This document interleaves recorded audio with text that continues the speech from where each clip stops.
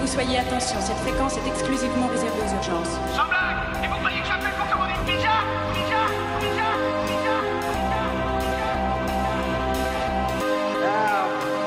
I'm a man. Well, nobody's perfect.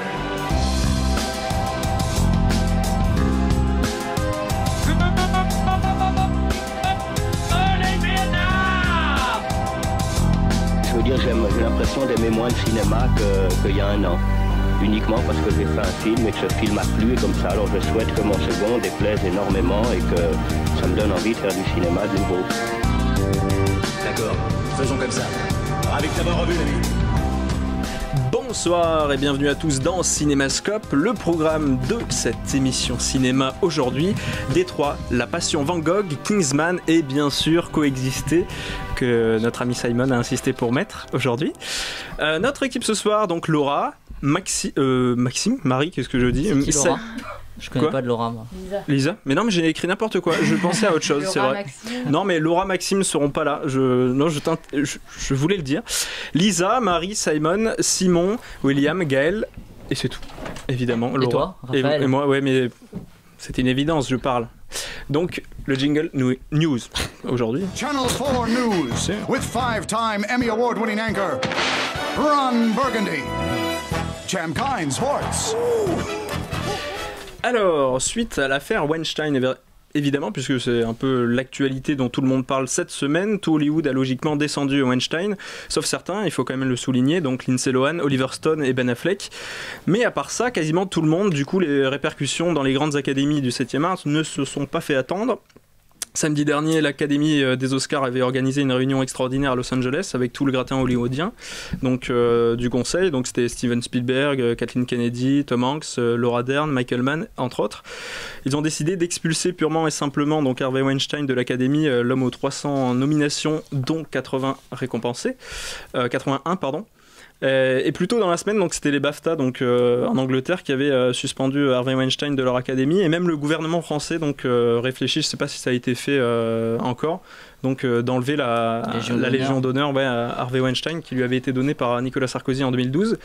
Donc autour de toutes ces déclarations officielles, on retient surtout un brin d'hypocrisie, puisque de la part de l'Académie, donc je sais pas si vous avez regardé ce qu'ils ont dit, leur formulation, nous envoyons également donc ce qu'ils disent, le message que l'ère d'ignorance volontaire et de complicité honteuse vis-à-vis des comportements de prédation sexuelle et harcèlement au travail dans notre industrie est terminé. Donc c'est assez hypocrite de leur part après ça. Donc ça semble finalement être du damage control, puisque l'affaire Weinstein donc a pris une telle ampleur qu'ils sont obligés de le faire rien que pour leur image.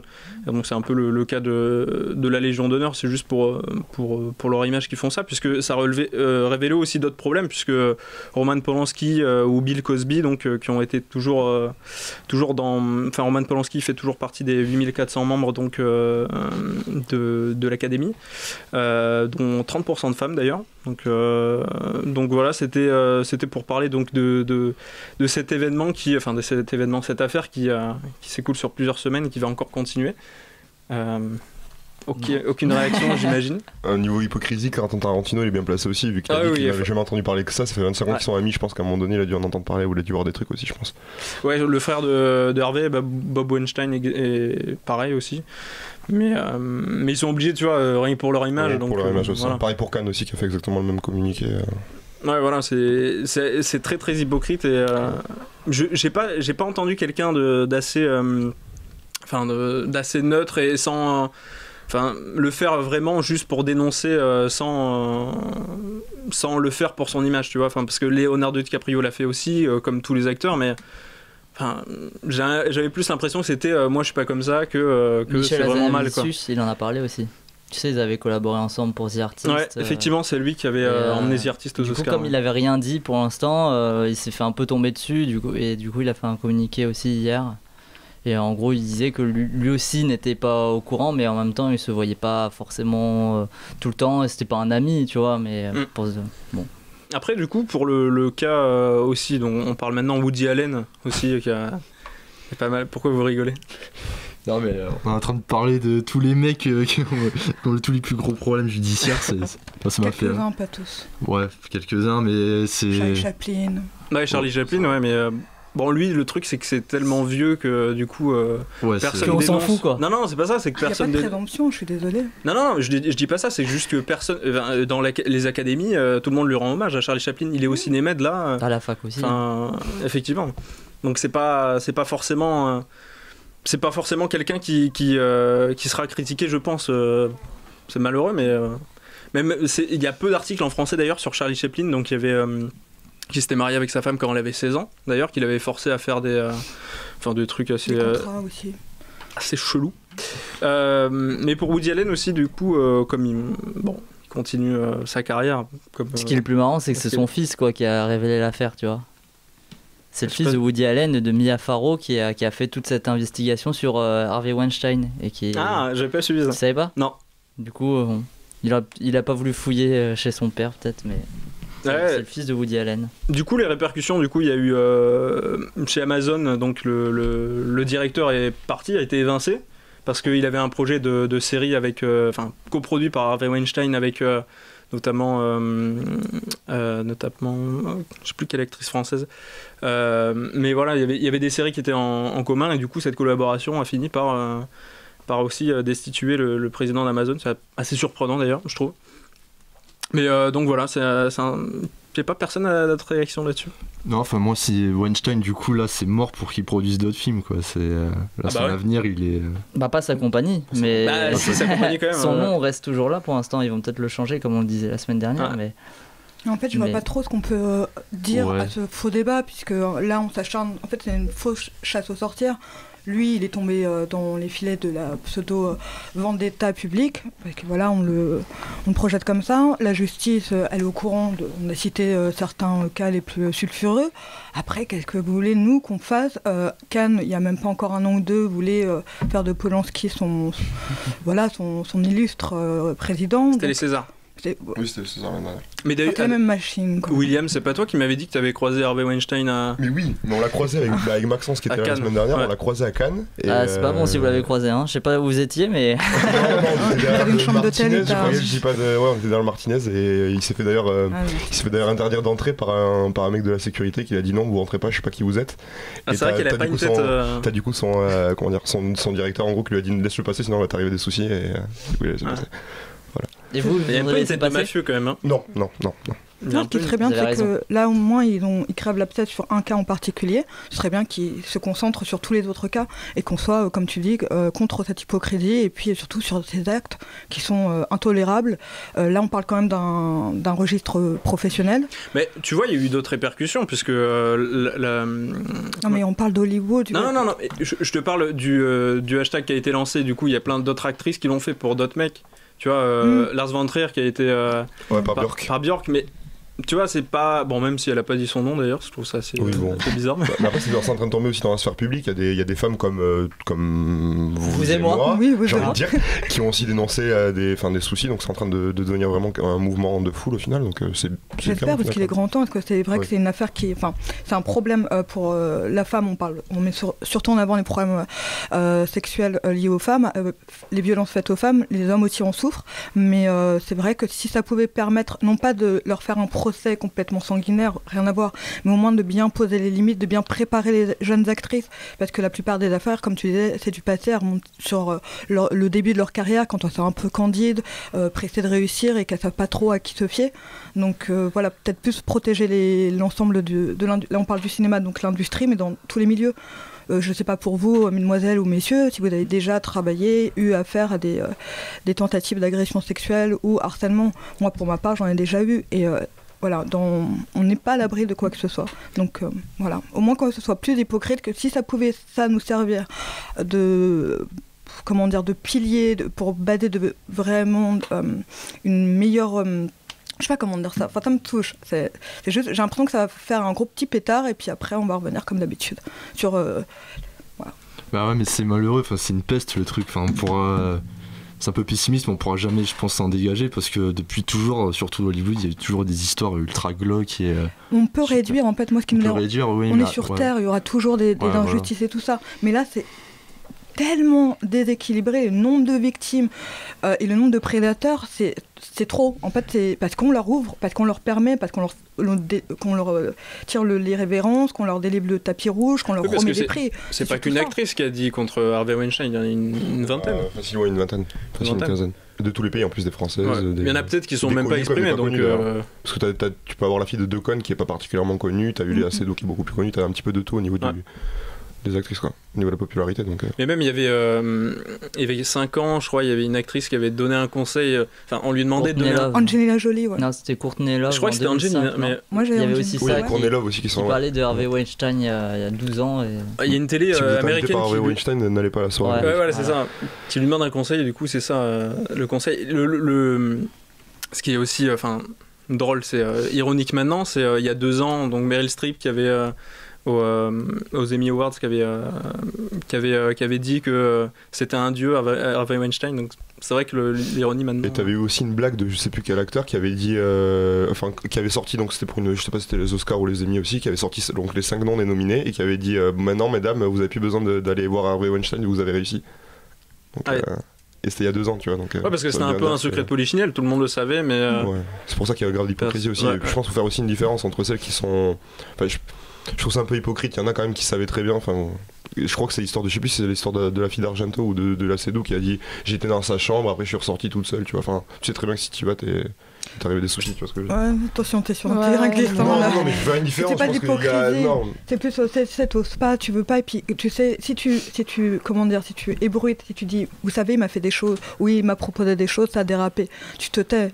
Le contrat, tu le veux ou pas C'est pas là dans ce cas-là, c'est pas quand une présupposée victime, une victime se tait, en général, c'est pas de l'hypocrisie. Après, c'est plus, je peux parler, là, on va pas me rentrer dedans en me disant que je suis une affabulatrice. C'est aussi, il faut entendre le discours qu'on ressort aux victimes. Alors là, je mêle les hommes et les femmes.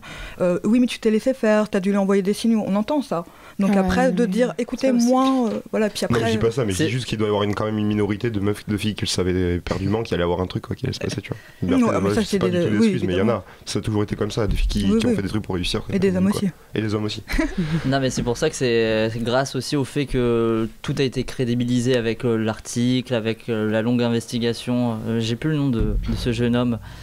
C'est le New York Times qui avait fait. Mais du coup, le fils de Mia Farrow et Woody Allen. D'accord. Et c'est grâce à ça aussi que du coup, c'était pas non plus des paroles jetées en l'air, des trucs comme ça. Il y a eu de la recherche.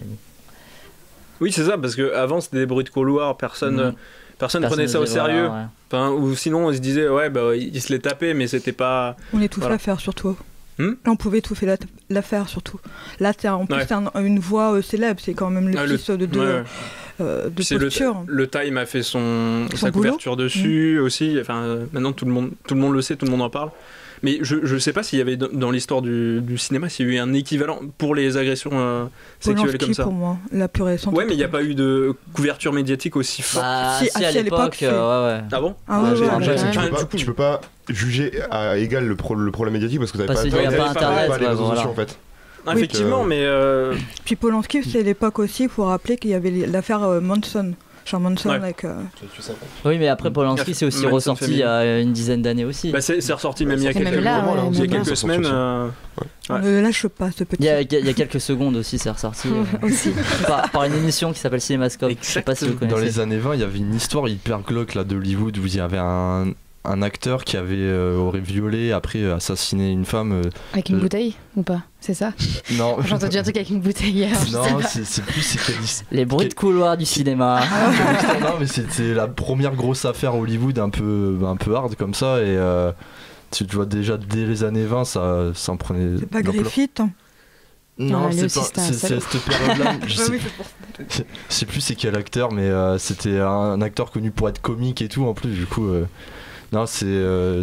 Pour moi, les histoires des. Bon, alors Charlie Chaplin. Ouais, Charlie Chaplin. Mais Charlie Chaplin, c'est venu après son décès, non? Non. Il était référé. Non, il était déjà. Après, les gens y parlent, ils le voient avec des petites jeunettes de 16 ans. C'est comme l'écrivain de Alice au Pays des Merveilles. Les gens voient, les domestiques en parlent, après le village, la ville en parle. Mais après, est-ce qu'on en parle officiellement? Il y a industrie derrière. T'avais aussi un tango à Paris. de Bernardo Bertolucci avec Marlon Brando. Ça s'est mal passé. Mais ça c'était sur un tournage, c'est encore plus direct. Ils l'ont pas dit, hein, c'est le truc. Ouais. Elle a découvert le jour du tournage, c'est un petit peu difficile, je pense. Mais d'ailleurs, ça c'était ressorti genre il y a quelques mois et tout, qu'ils en avaient reparlé un peu, mais ça a pas fait autant de bruit. Hein. Parce que c'était il y a trop longtemps, c'était une personne moins connue. C'est et tout, alors que là, parce que du coup après elle a arrêté sa carrière et du coup voilà. Quoi. Et puis c'était Marlon Brando, quoi. Donc on n'a pas envie d'attaquer le mythe encore une fois de plus, on préfère se taire au final. Qui ça? C'était Marlon Brando, du coup on a pas fait Star aussi, tu vois. Je crois qu'il plaisantait les. Non, pas du tout. On va clore notre partie news, c'était juste un débat donc sur cette actualité. On passe tout de suite à notre première pause musicale avec Snoop Doggy Dogg avec Doggy Dogg World.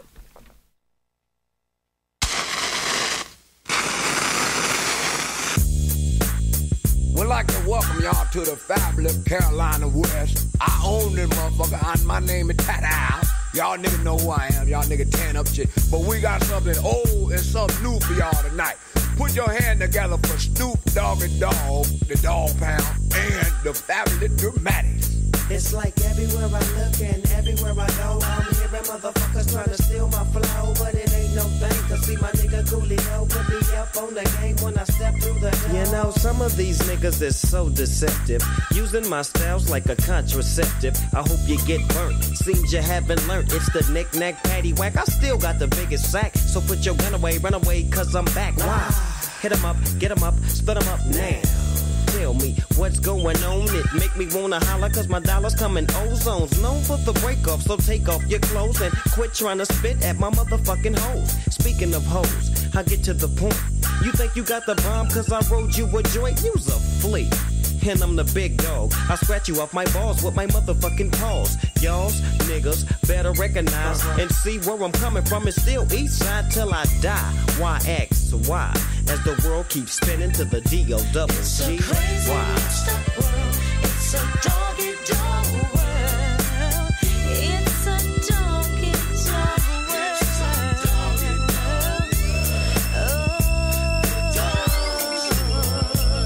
Well, if you give me 10 bitches, then I'll fuck all 10. See my homie Snoop Dogg sipping juice and gin. Don't slip, I'm for the set trip to get paper. Styles vary, packing flavor like lifesavers. Ain't that something?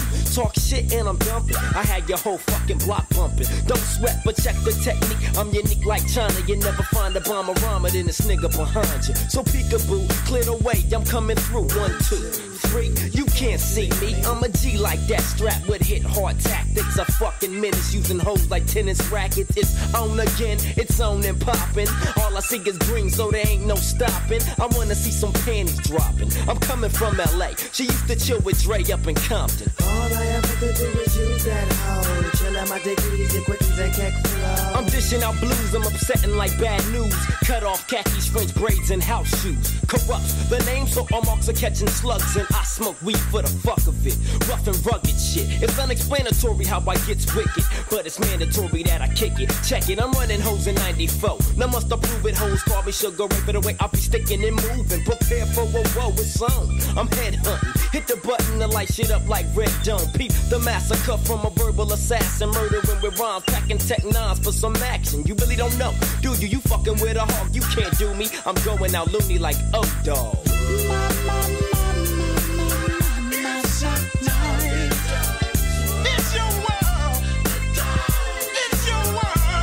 The Dog Pound rocks the party all night till we it don't stop and it don't quit for the Dog Pound click to drop the cabbie dope shit. Jiggity jazz out of the motherfucking cup, one smoke, so grab a seat and grab your gin and juice and check out the flop.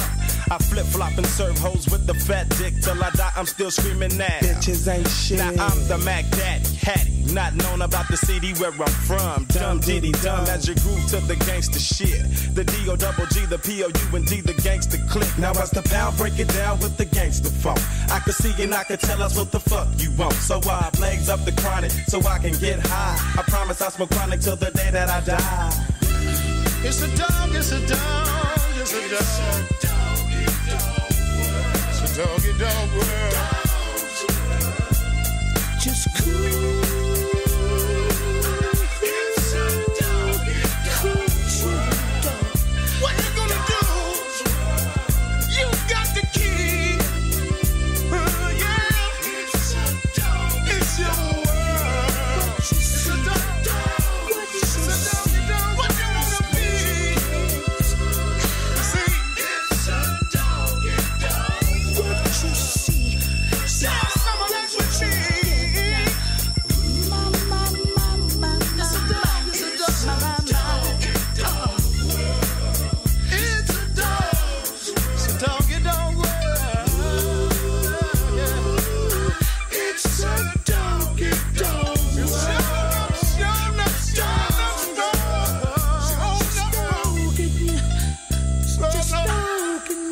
know it's a doggy dog world. Talking about Snoop Dogg and you talking Snoop. Yeah.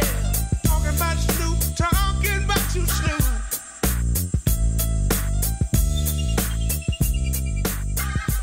Snoop Doggy Dogg avec Doggy Dogg World, morceau de 2001 sur l'album Doggy Style chez Death Row Records évidemment. Sur ce titre, Snoop n'est pas entouré que de rappeurs, mais aussi de The Dramatics qui chantent le refrain, groupe de soul historique du label Motown. Cette semaine, le film Détroit de Catherine Bigelow revenait donc sur un moment de la vie de ce groupe. On écoute tout de suite la bande-annonce. Detroit, a city of war. On the city's west side, a 150-block area is off limits to everybody. U.S. Army paratroopers, National Guardsmen, state and local police are continuing the fight against a handful of snipers. Hello. Oh, everything is fine. No trouble here. I'll sleep when they stop riding. Hey, fellas. Yeah, I'm going to that grocery store across the street. I come bearing gifts. Thank you. Yeah, sugar? Don't push it, man. It's a war zone out there. They're destroying the city. Whoa, hey, y'all seen this? Hey, look, we're not too far from the Algiers. Let's just go there till all this blows over.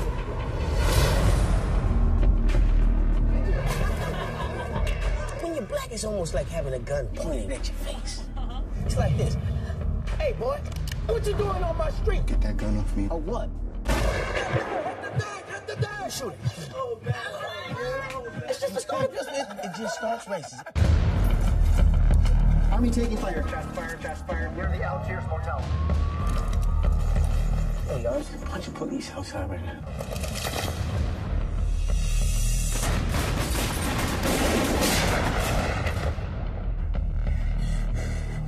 Let's not be stupid in this situation.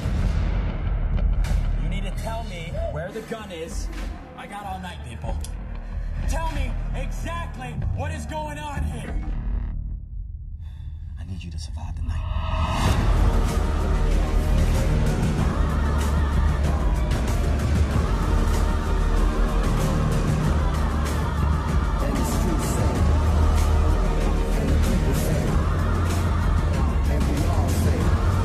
You think we're bluffing?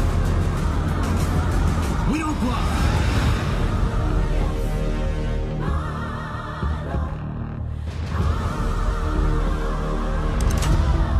Détroit, donc de Catherine Bigelow, été 1967. Les États-Unis connaissent une vague d'émeutes sans précédent. La guerre du Vietnam, vécue comme une intervention néocoloniale, et la ségrégation raciale nourrissent la contestation à Détroit, alors que le climat est insurrectionnel. Depuis 2 jours, des coups de feu sont entendus en pleine nuit à proximité d'une base de la garde nationale. Les forces de l'ordre encerclent Algiers Motel, d'où semble provenir la détonation. Bafouant toute procédure, les policiers soumettent une poignée de clients de l'hôtel à un interrogatoire sadique pour extorquer leurs aveux. Donc ce film, on retrouve John Boyega, Will Poulter, Algie Smith, évidemment. Simon, qu'as-tu pensé de ce film ? Bah du coup, moi, Détroit, j'ai beaucoup apprécié. Déjà par le style de Bigelow qui est hyper percutant. En fait, c'est, comme le dit un pote, Maxence, c'est vraiment... Je prends pas sa phrase, c'est un film coup de poing. Et c'est ça qui me plaît chez le style de Bigelow. On le retrouve vraiment dans Des Mineurs, Zero Dark Thirty, même Point Break. Bon, Point Break, c'est pas pareil. Mais en fait, c'est vraiment ce que j'aime, ce que j'ai vraiment aimé dans le style de ce film de Détroit.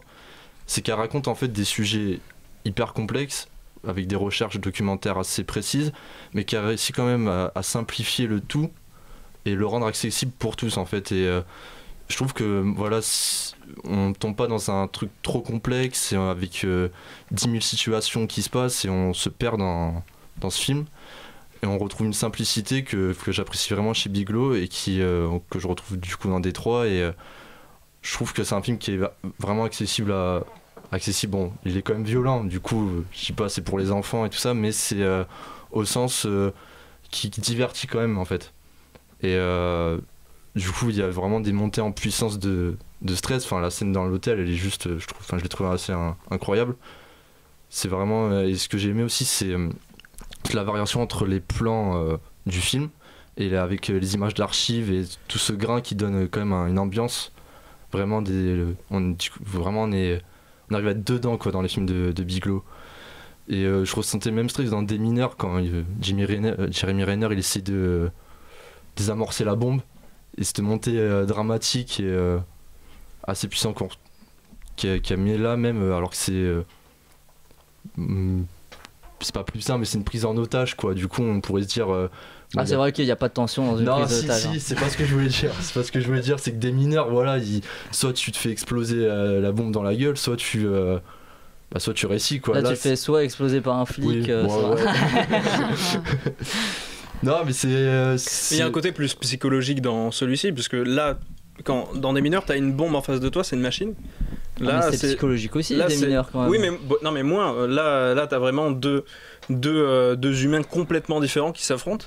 T'as l'homme blanc et l'homme noir, c'est ça. Non mais exactement, mais t'as surtout le Qu'est-ce qu'il y a? Pourquoi tu rigoles, Gaël? Je rigolais à retardement. Ouais. Juste. Non mais t'as le tyran, on va dire, et celui qui le sadique, et t'as de l'autre côté les victimes, et c'est peut-être le problème du film, je trouve, c'est que t'as un côté trop duélique dans toutes les relations. En fait, il y a beaucoup de dualité, et du coup c'est soit tout blanc, soit tout c'est d'un blanc. côté ce que j'apprécie, c'est que en fait elle part pas dans une psychologie trop complexe, et qui a réussi à divertir, parce que quand même Bigelow ça reste Point Break comme j'ai dit, ça reste des films c'est de toute façon c'est la seule cinéaste féminine qui fait des films à gros budget. Voilà, ça reste un style blockbuster quoi. Elle a été produite souvent par Cameron, elle a été mariée avec, et on voit le style de Cameron, et du coup je trouve je suis pas le plus grand fan de Bigelow, loin de là, mais c'est un style qui me plaît à moi par ce biais entre divertissement et film d'auteur, ouais. Voilà. Enfin, ce côté auteur qu'il y a là. Non mais je te rejoins sur le style aussi, caméra à l'épaule et tout, qui marche bien, et puis la séquence au milieu qui est très intense, mais pendant 1 heure, donc t'es pendant 1 heure scotché et tout, et c'est assez fort. Les comédiens aussi sont très bons. John Boyega, je sais que t'as des réticences, Marie, mais moi je l'ai trouvé vraiment bon, et il servait de meilleur que dans Star Wars. Je sais pas, est-ce qu'on peut comparer? Moi perso je trouve qu'il joue tout le temps le même rôle, hein. Il joue le mec qui fait la gueule et qui parle pas et qui lâche 3 mots, perso. Ouais, mais parce que là il est vraiment, comme je disais à Marie, oui, mais il te met du coup dans une position de spectateur, et tout de suite tu t'identifies à lui, il peut rien faire en fait, et il est là et il peut juste constater, et c'est ça qui est fort avec son personnage. Je comprends bien, mais moi je trouve qu'ils ont survendu le film en disant qu'il y avait John Boyega dedans. Dans la bande-annonce on le voit tout le temps, alors qu'en réalité dans le film il n'y a pas la première fois qu'on a ça. L'année dernière t'avais Life avec Jake Gyllenhaal, t'avais Ryan Reynolds qui était sur l'affiche. Je vais te spoiler, il meurt au bout de 15 minutes. Ah bah sympa. Voilà. Donc ils ont mis son nom en gros dans l'affiche, tu t'attends qu'il soit 1h30, il meurt au bout de 15 minutes, t'es là en mode ok d'accord, tu vois. Enfin, mais c'est pareil avec Kingsman, on pourra en reparler tout à l'heure avec Shining Tatum, hein, mais bon.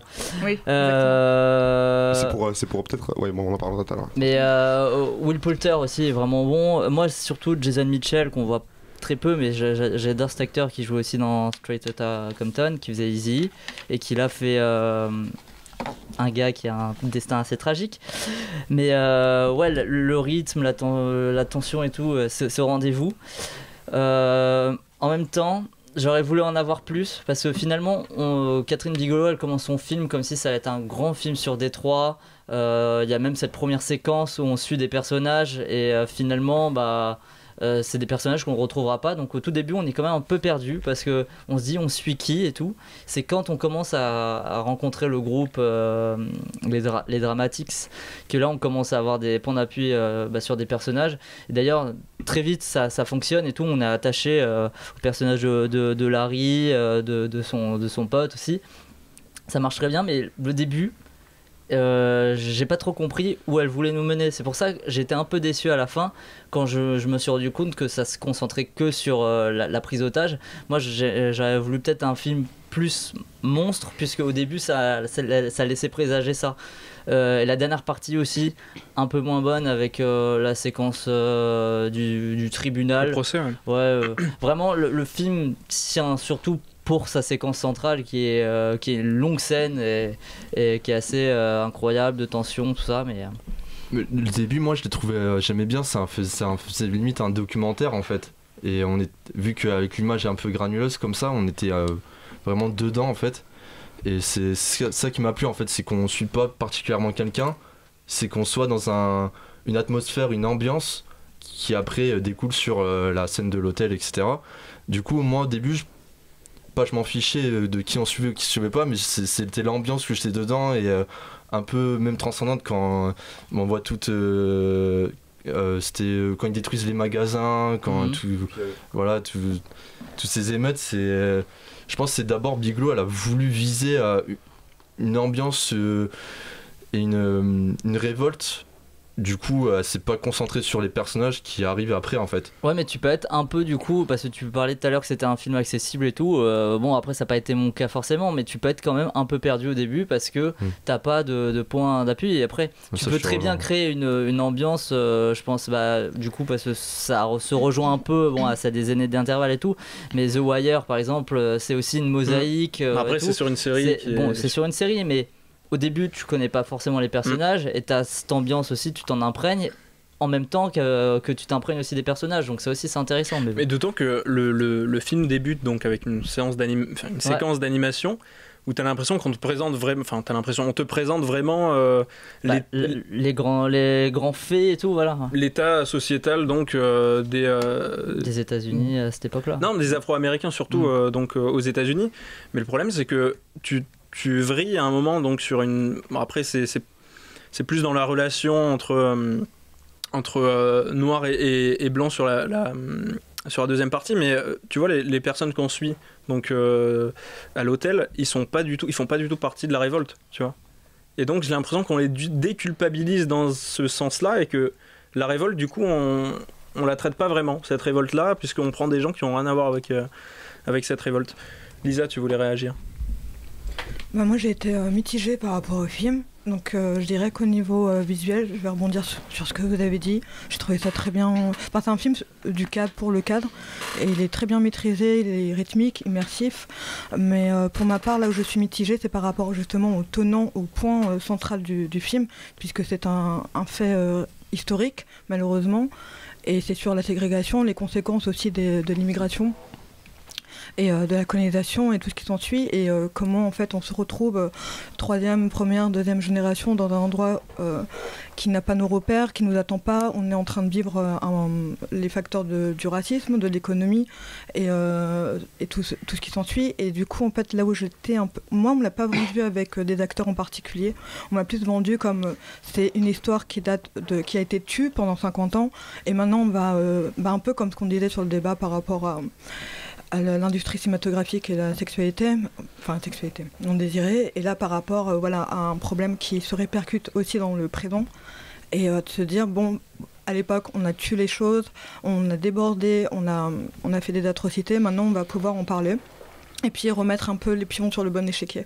Et c'est ça qui m'a manqué. Alors j'avais noté, c'est surtout au niveau des dialogues que j'ai pas trouvé que c'était pour moi crédible, parce que j'ai envie de me poser la question en fait, mais qui a vécu des bavures par exemple autour de la table, qui a vécu des agressions liées juste à sa couleur de peau, à ses origines.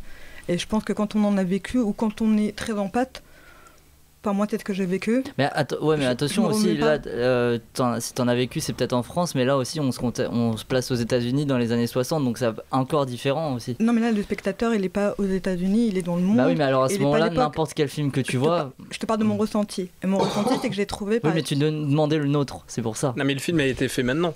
Tu vois, c'est pas un film qui a été fait au moment des faits. Du coup, oui, tu peux avoir le recul.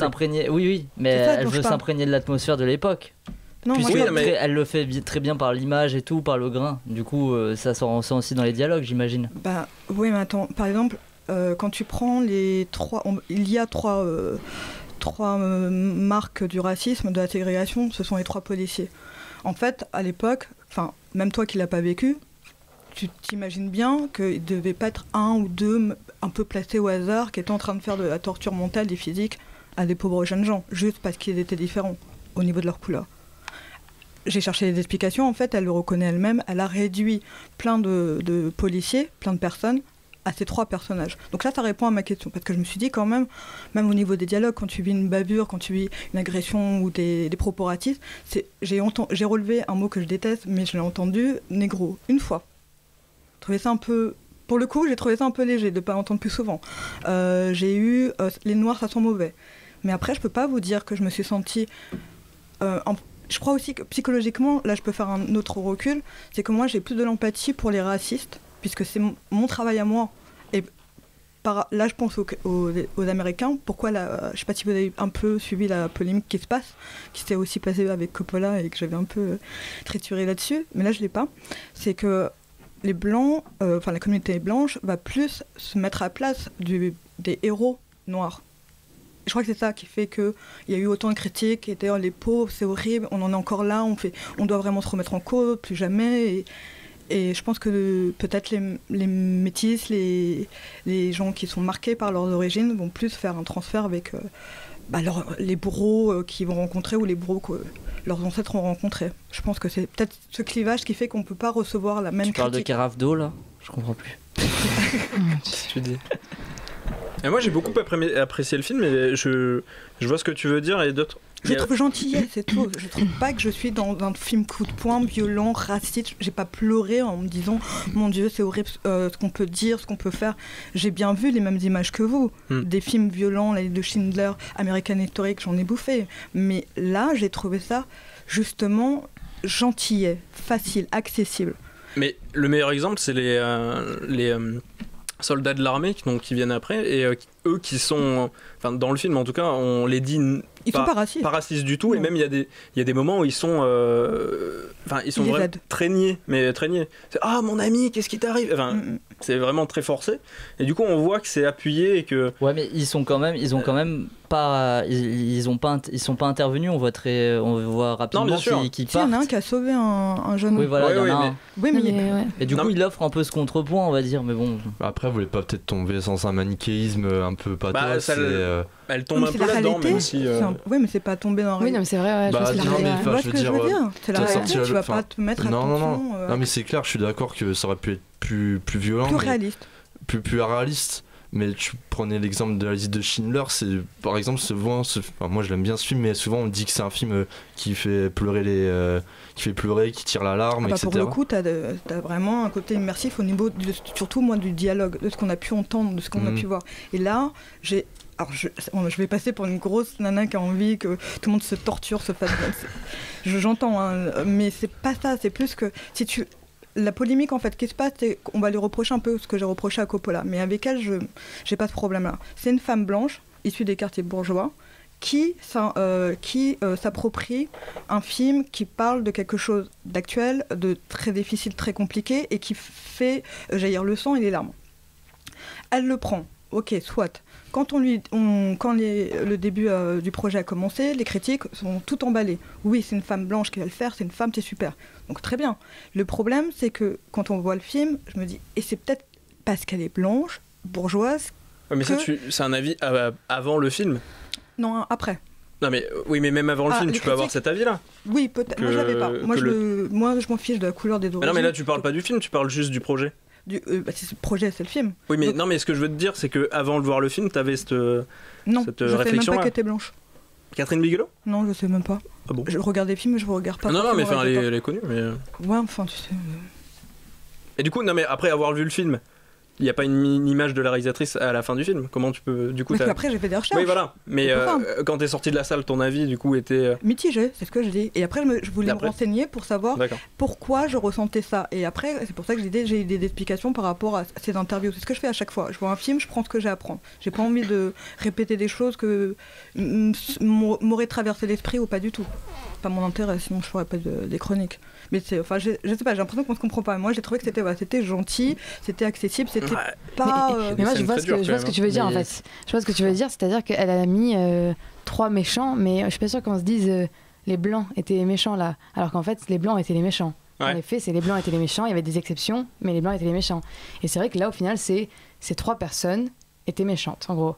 Et au final, j'ai l'impression que c'est vrai qu'elle a beaucoup contrebalancé en disant bon, il y a quand même lui qui est gentil. Ah, regarde aussi, il y en a un qui sauve le mec dans la rue à la fin. Bah, il est gentil aussi. Et du coup, en fait, on retient plus finalement, je pense, les personnages. En plus, comme ils sont très charismatiques, et je sais plus l'acteur du coup qui a un visage très particulier. Will Poulter. Et ben du coup, je trouve qu'on. Qui jouait dans The Revenant d'ailleurs. Côté, très bon. Bah ouais, lui, il est très méchant et il a la tête du méchant, etc. Quoi. Mais qu'est-ce que je voulais dire ? Oui, mais même, tu vois, avec les militaires, à un moment, il y a John Boyega qui discute avec eux. Il aurait pu avoir, sans dire, tu vois, vraiment du racisme très marquant à l'écran, il pouvait dire une petite phrase. Attends, il demande du sucre. Hein. Mais il y en a, il demande du sucre, il ne pousse pas trop quand même, tu vois. Oui, non mais.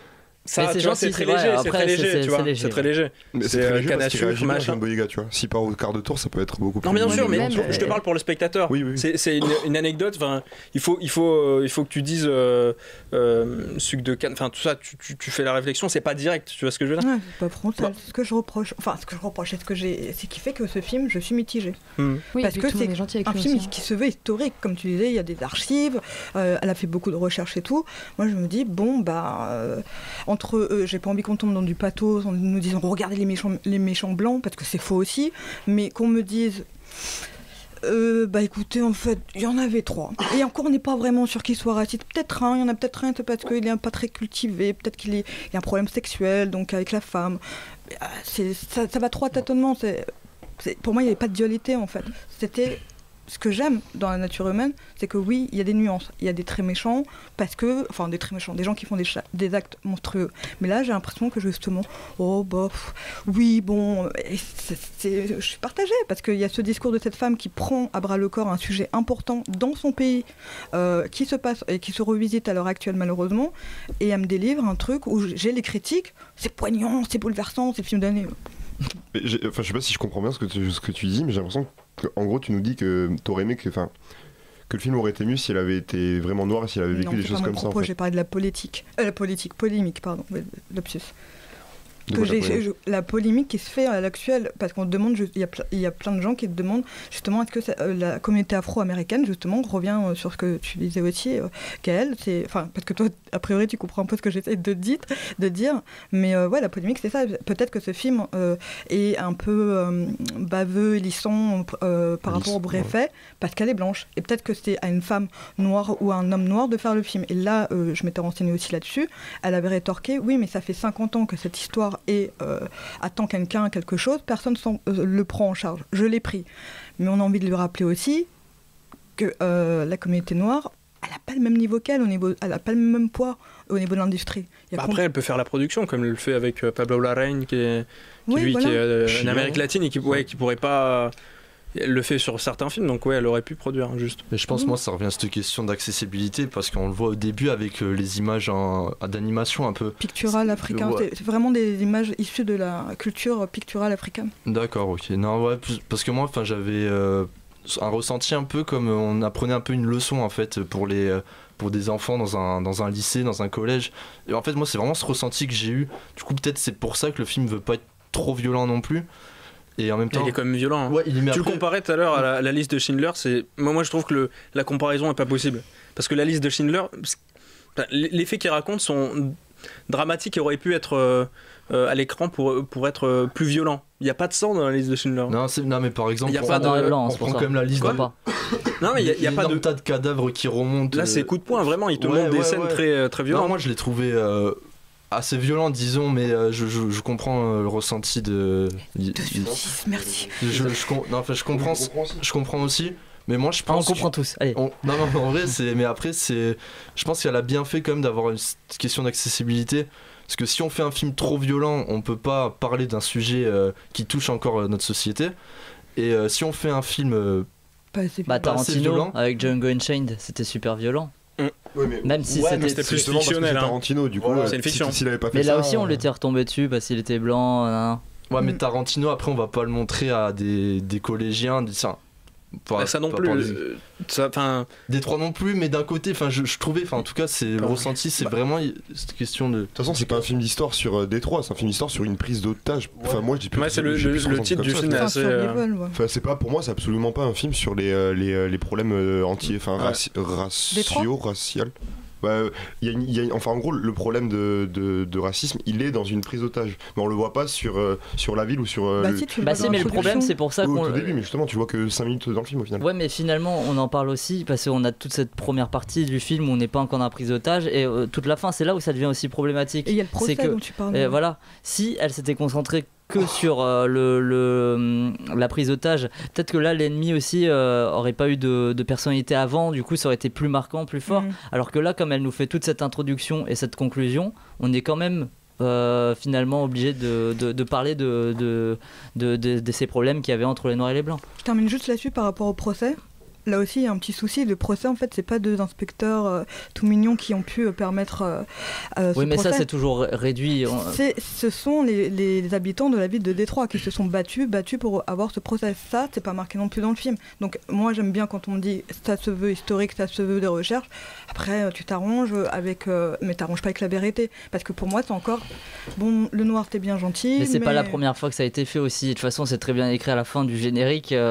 Tous les personnages, tous les noms ont été dramatisés. C'est pas pour rien qui a écrit ça, parce qu'ils sont obligés de faire. Mais là, le procès quand même. C'est pas un personnage, c'est un fait historique, le procès. Tu peux pas jouer avec mais est-ce qu'on peut dire c'est toute la ville de Détroit qui attaque, ça aurait pas été très cinématographique, tu vois, voir 10 000. De toute façon, le procès n'était pas très cinématographique, ni le début pour moi d'ailleurs. Pour moi, le seul truc cinématographique, c'était tout le milieu, et c'était le seul truc en tension, et le début n'aurait pas dû être fait. D'ailleurs, c'est intéressant de mettre le climax au milieu du film et pas à la fin, c'est assez rare. C'était pas très intéressant parce que la fin, du coup, moi je me suis ennuyée. Ah oui, c'est vrai, mais bon. C'est un fait qui, du coup, c'est assez surprenant. La scène la scène centrale du film, la scène quand ils sont séquestrés, pour moi, ça super aurait dû être que ça, carrément. En fait, pour moi, c'est le contraire. C'est le reste. Enfin, le début, j'étais perdue et je me disais, mais franchement, j'ai pas envie de rester. La fin, ça m'a endormie et je trouvais ça juste chiant. Alors que le milieu, pour moi, c'était ça le plus intéressant. Et niveau cinématographique, sans parler du coup d'essayer de défendre une cause, parce que là ça a peut-être un peu réduit le truc, mais au niveau cinématographique pour moi c'était la scène du milieu qui était la plus fascinante, quoi. J'étais vraiment prise dedans et tout, et voilà quoi. On va clore donc sur Détroit. Un dernier avis, Marie, peut-être, tu t'es pas trop exprimée. Vive Détroit, vive la Motown. Non, moi je rejoins un peu tout ce que vous dites, mais effectivement je m'attendais aussi à un film sur tous les événements de Détroit. Comme tu disais, pour moi c'est plus un film sur une prise d'otage que réellement sur les événements de Détroit. Techniquement, je l'ai trouvé très beau, surtout la scène du milieu. De fait, les acteurs disaient que la caméra, ils l'oubliaient vraiment, que c'était très libre. Pourtant, il y avait 4 caméras en même temps. Mais apparemment assez éloignées, et des périses très longues, ça se sent vraiment. Mais scénaristiquement parlant, la seule partie qui m'a emballée, c'était le milieu. Effectivement, le reste, je me suis ennuyée, et je trouvais que ça n'allait pas non plus assez loin dans les propos du film. Donc venez voir le film au bout de 45 minutes, exactement. Vous serez ravis. Très bien, on va passer donc au deuxième film de la soirée, La Passion Van Gogh. Bande annonce.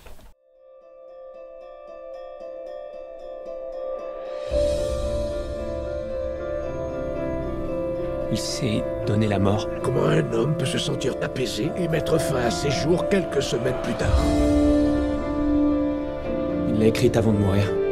Theo Van Gogh, c'est le frère de Vincent, non? Je comprends pas pourquoi il tient à ce que je livre le courrier d'un mort. Si tu étais mort et que je savais qu'il y a une lettre quelque part que tu m'avais envoyée, je la voudrais.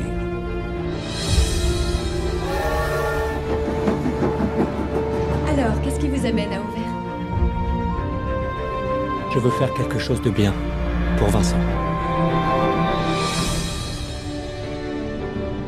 Les grands artistes, ce ne sont pas des âmes en paix. Le voilà le prix de votre vérité. Est-ce que ça en vaut la peine? A-t-il changé d'avis? Il avait peut-être envie de vivre, finalement. Vous êtes si obnubilé par sa mort. Mais que savez-vous de sa vie? Et toi, t'as fait quoi pour Vincent? Je voudrais montrer par mon travail ce qu'il y a dans le cœur d'un tel original.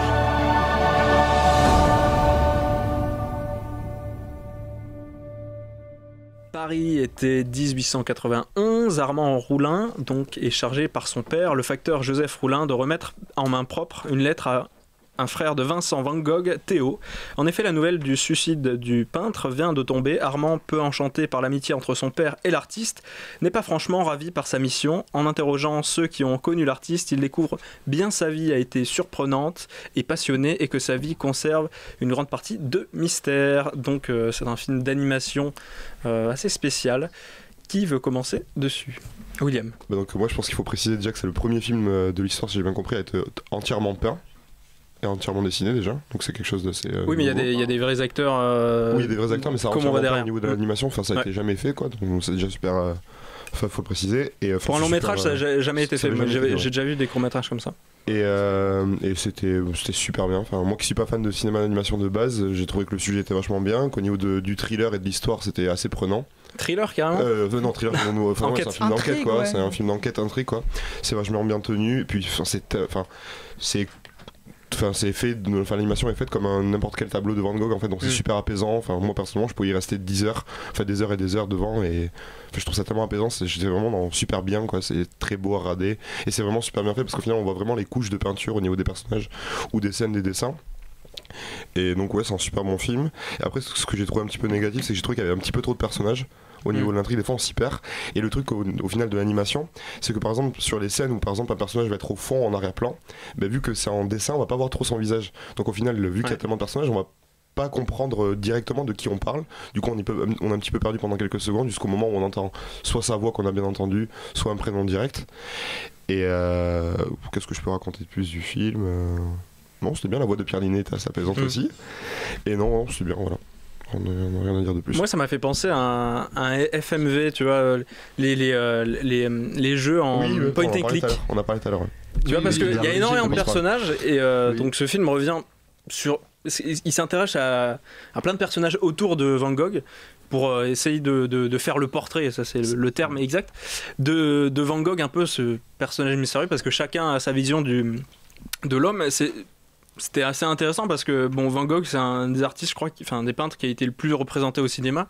On a le film Akira Kurosawa où il est joué par Martin Scorsese d'ailleurs. Ouais.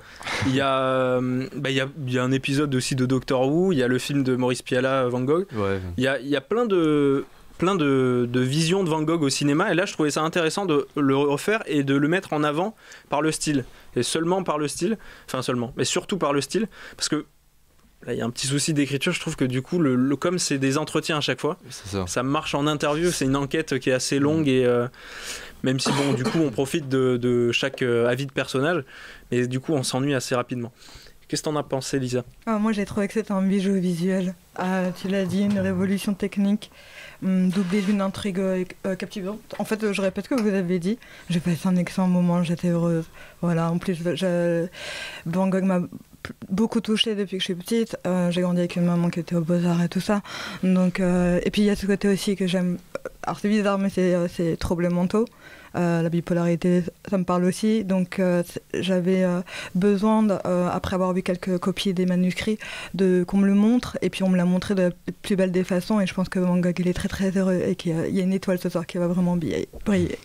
Parce que tu dis ça parce que le personnage de Van Gogh, selon qui le raconte, on le voit comme quelqu'un de très dépressif, ou au contraire quelqu'un de très joyeux, où il y a tout le temps cette. Il y a un peu ce côté qu'on a retrouvé dans Barbara, je trouve, tu sais, cette complexité de personnage dans un biopic. Il t'échappe en fait, et voilà, exactement ça. J'ai retrouvé ça. J'aime bien, c'est parce que le personnage principal aussi, j'ai oublié son nom.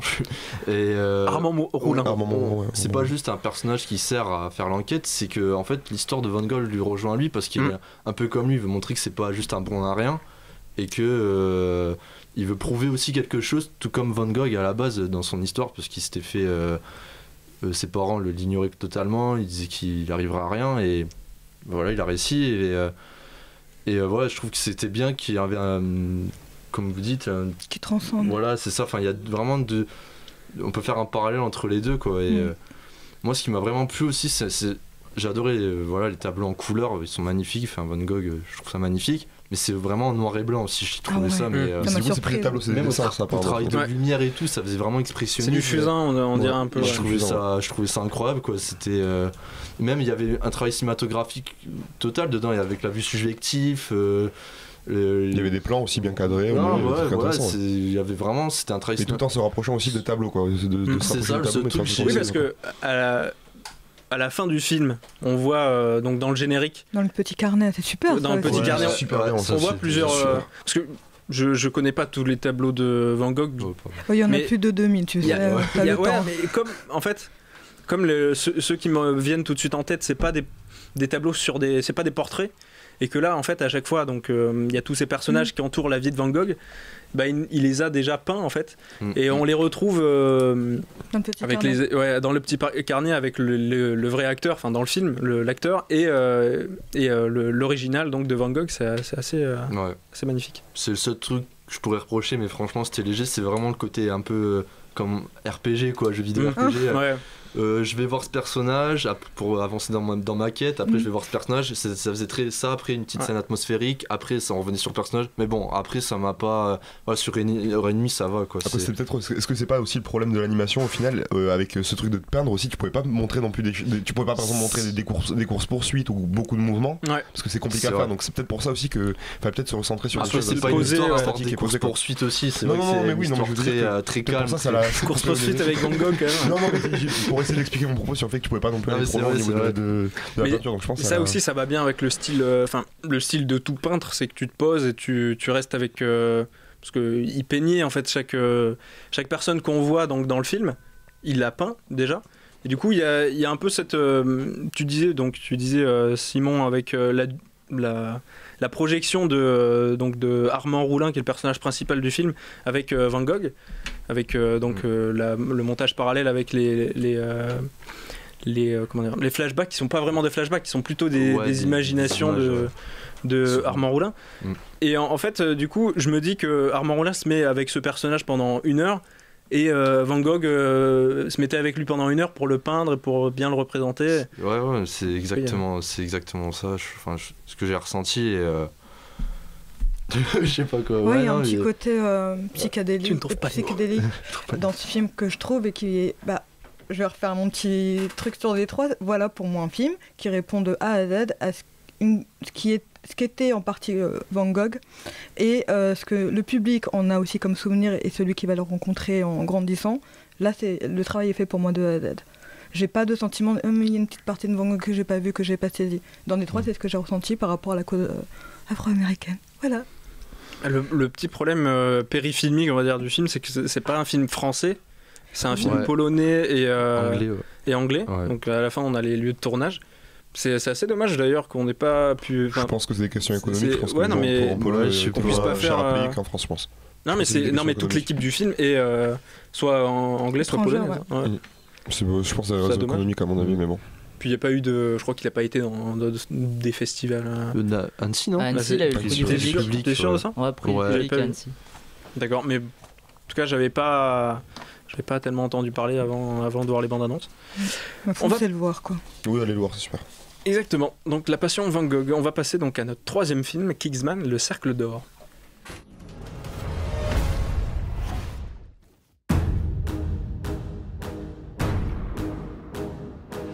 We're from the Kingsman Tailor Shop in London. Maybe you've heard of us?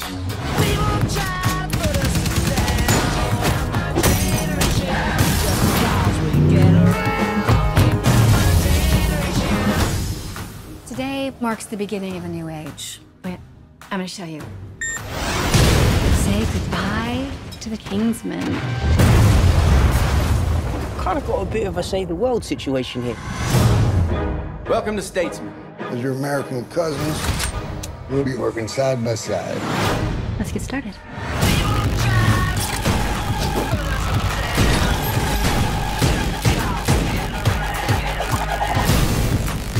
We've got brains, skills, skipping rope.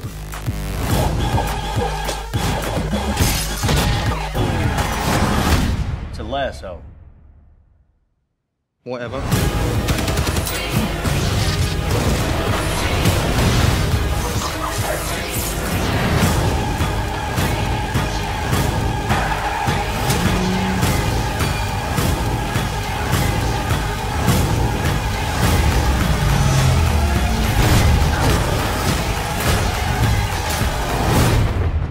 American. Fuck yeah.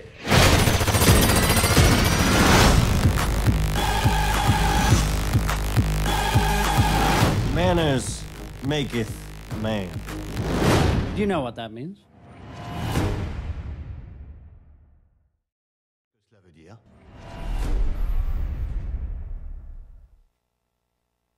And now the end is near, and so I Kingsman, l'élite du renseignement britannique en costume 3 pièces, fait face à une menace sans précédent alors qu'une bombe s'ébat et détruit leur quartier général. Les agents font la découverte d'une puissante organisation alliée nommée Statesman, fondée il y a bien longtemps aux États-Unis. Face à cet ultime danger, les deux services d'élite n'auront pas d'autre choix que de réunir leurs forces pour sauver le monde des griffes d'une impitoyable ennemie qui ne reculera devant rien sans sa quête destructrice. L'ennemi, c'est évidemment Julianne Moore. Colin Firth aussi revient dans ce film. Taron Egerton, qui est le personnage principal donc, des Kingsman, puisque c'est le second du nom, donc le Cercle d'Or. Donc qui veut commencer avec Kingsman ? Personne. J'ai commencé. Vas-y, Simon. Après le premier épisode, du coup, on en a beaucoup entendu parler. Tout le monde se disait il y aurait plus cet effet de surprise et tout. Et effectivement, c'est le cas. Il y a plus ce côté-là. Après, on est toujours content de retrouver certains personnages comme Merlin, joué par Mark Strong, qui est vraiment mon préféré. J'adore cet acteur en plus. D'en découvrir d'autres, les Statesman, du coup, aux États-Unis, c'était un peu la petite nouveauté.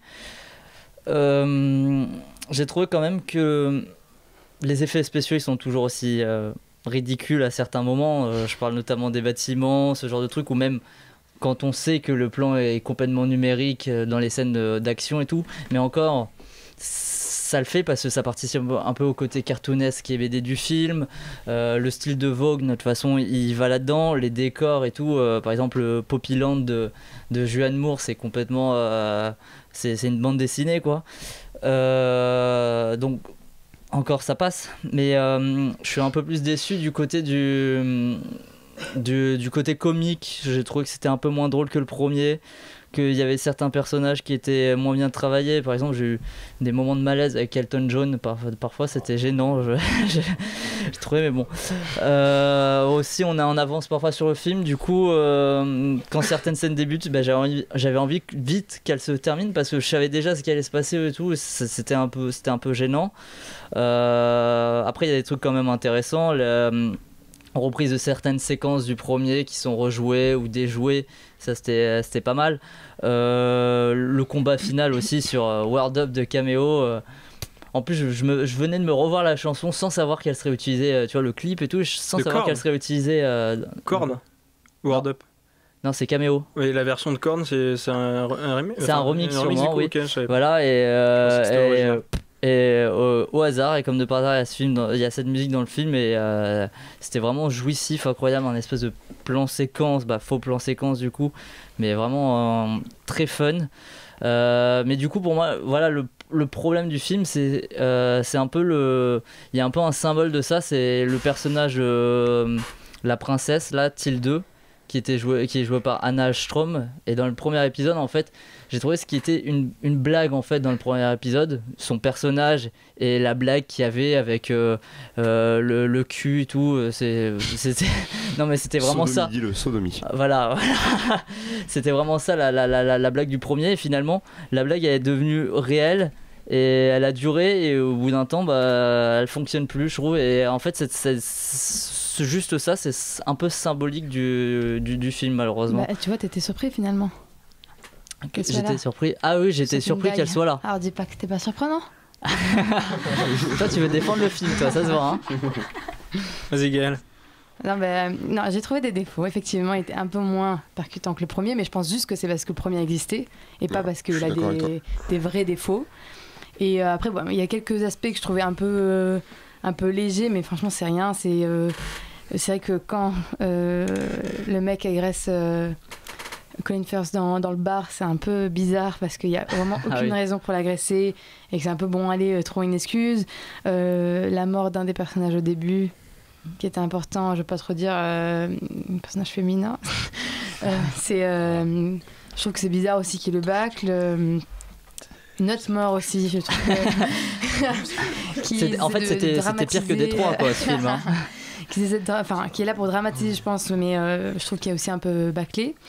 Mais à part ça, quand même, c'était pour moi encore du génie parce que tout le long, tout le long, j'étais transcendée par ce film. J'étais hyper amusée, c'était jouissif, jubilatoire. Les scènes de combat, je trouve qu'elles étaient vraiment géniales. Les personnages sont toujours aussi cool. C'est le flegme de Colin Firth qui t'a fait chavirer. Pas que. Et je trouve que les références au premier... Non, c'est clairement dit dans la bande-annonce. Je sais, mais non, mais dans le film c'est construit comme ça. Mais les références au premier aussi, je trouve qu'elles étaient très bien faites. C'était subtil, juste comme il faut. En gros, c'était pas gratuit. Et le plan séquence de la fin, même si c'est un plan séquence trafiqué, mais je le trouvais vraiment majestueux. Et c'est rarissime, mais là, je me dis, j'ai envie de voir la suite, quoi. Et vraiment, je pense que ça m'est pas arrivé, mais depuis tellement longtemps. Enfin, je sais même plus quand ça m'est arrivé de me dire ça, quoi. Et là, je me dis, j'ai vraiment envie que l'univers continue parce qu'il est tellement bien fait, et même si il est moins surprenant que le premier. Enfin, il y a toujours des choses très innovantes et je trouve que l'univers le décor là pour Poppy's Land, c'était hyper cool. Il y avait tellement de choses Captain Fantastic là-bas, j'étais étonné. Tu vois, ça c'était intéressant. Et même les armes, elles sont hyper innovantes, etc. La technique, enfin voilà. Ouais, mais ça fait un peu, je veux dire, James Bond. Oui, mais James Bond, c'est beaucoup moins bien, du coup. Oui, mais à l'époque, les gadgets qu'il y avait, des trucs comme ça, c'était aussi gros que Kingsman, la période de Roger Moore et tout. Il n'y a peut-être pas le côté aussi jouissif du film où tu te dis. Enfin, je sais pas, moi je trouve que les personnages sont tellement attachants. Enfin, ils sont hauts en couleur. Je trouve vraiment pas attachant, quoi. Non, mais alors que le personnage principal, moi, franchement, je l'adore. James Bond, ça se prend beaucoup plus au sérieux qu'un Kingsman. Voilà. Et là, en plus, c'est que. Enfin, c'est même pas ridicule, quoi. Enfin, c'est pas dans la parodie non plus, quoi. Non, je trouve ça juste sérieux, mais voilà. Il y a des blagues qu'un film d'aussi grand public et aussi blockbuster ne devrait pas faire, tu vois. Enfin, le moment où il doit rentrer une sorte de petite capote dans le vagin de la meuf dans le festival, genre ça, non, en théorie, ça se filme pas dans un film blockbuster. Michael Bay le faisait. Hein. il fait des séquences il fait des plans séquences où il passe sous les jupes des femmes et tout pendant tout le film. Attends. Qu'est-ce qu'il n'a pas fait? Des bons films. Non, en fait, moi, je l'ai bien aimé. Enfin, je suis d'accord avec le côté très divertissant. Mais je le trouve moins sincère, en fait, moins artisanal, disons. Enfin, le premier était moins dans. C'est du réchauffé, quoi, pendant tout le film. Ouais, voilà, et on rajoute des petits trucs. Ouais, on va rajouter Elton John parce que c'est so british. Et voilà, j'ai ressenti un peu. Moi, c'était un peu le malaise, moi, Elton John, quand il était là. Quand il est caché derrière. C'est quand il fait son coup de pied rotatif arrière. Là. Non, mais j'ai complètement un avis différent. Moi, c'est le seul moment où j'ai aimé le film, c'est quand il y avait Elton John. Ah ouais? Ah, mais il a tout sauvé. Moi j'adore ce mec. Je trouve que non mais je l'aime bien en plus. Mais il est tellement drôle dedans. Enfin je sais pas. Je suis d'accord avec toi. Il est super drôle. C'est pas non plus le moment bon du film. Bah franchement. À la rigueur, j'ai bien aimé la blague qui est reprise du 1 du coup à la place de la sodomie. On a Elton John qui propose à Colin Firth de passer par les backstage. C'est encore plus fin. Au contraire, je me suis dit c'est la seule blague où je doutais un peu de la validité de cette blague quand même. Mais c'est marrant parce qu'il est gay. Attends. Justement, c'était ça qui était un peu trop drôle. Tu vas avoir des problèmes avec les blagues de quoi exister plus tard, non, au final. Ah bah tu vas voir. Ah non mais attends. Mais en fait je le sens du coup j'ai oublié. Moins sincère tu disais. Et je te rejoins. Moins sincère et en fait il va plus dans un délire commercial en fait parce qu'on fait retourner Colin Firth. Mais quand le même. premier. Bah il était. Pareil. C'est pas ça, c'est qu'en fait le premier on sentait plus une sincérité comme le Kick-Ass en fait, le premier. Bon après le 2 c'est pas réalisé par Matthew Vaughn de Kick-Ass. Mais Kick-Ass le truc c'est que c'est le même la base est la même parce que c'est Mark Millar qui a créé les deux. Kingsman c'est une origin story aussi de Mark Millar et Kick-Ass aussi. Le truc c'est que Kick-Ass c'est clairement tu prends un gamin qui a rien à voir dedans et tu le mets à une échelle qui est démesurée et tu le compares à un peu les Marvel, tu vois. D'ailleurs c'est Marvel qui fait la prod de Kingsman je crois. Et mais là franchement j'ai eu du mal parce que je trouve que c'est ridicule à tous les moments. J'ai trouvé ça surfait, même j'étais pas dans leur délire.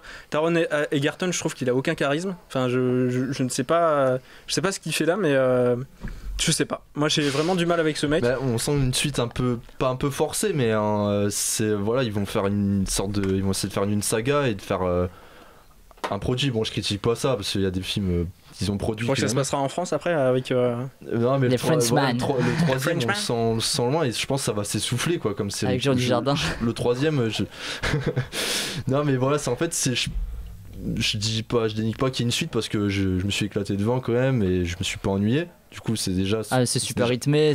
Voilà, c'est déjà le principal, quoi, heureusement. C'est fun et on sent qu'il y a une patte quand même. Ouais, voilà, il y a une patte, mais je pense que le troisième va s'essouffler. Enfin, je pense qu'il y aura un troisième. Pour moi, ils auraient dû arrêter à en faire juste un seul. Enfin. Moi, je trouve que c'est quand même l'univers. Enfin, je vois ce que tu veux dire dans le côté plus artisanal du premier, mais presque. Enfin, moi, j'avais justement peur que ce soit ça parce que c'est tellement le truc qu'on attend quand il y a un deuxième et que le premier autant été adoré. Mais justement, j'ai trouvé que. Enfin, j'ai l'impression qu'il s'éclate toujours en fait. Enfin, je sens tellement qu'il s'éclate et. Enfin, c'est ça qui est sincère pour moi. C'est que effectivement, c'est commercial, etc. Mais. Enfin, ça, je me mens pas dessus. Enfin, voilà, c'est évident.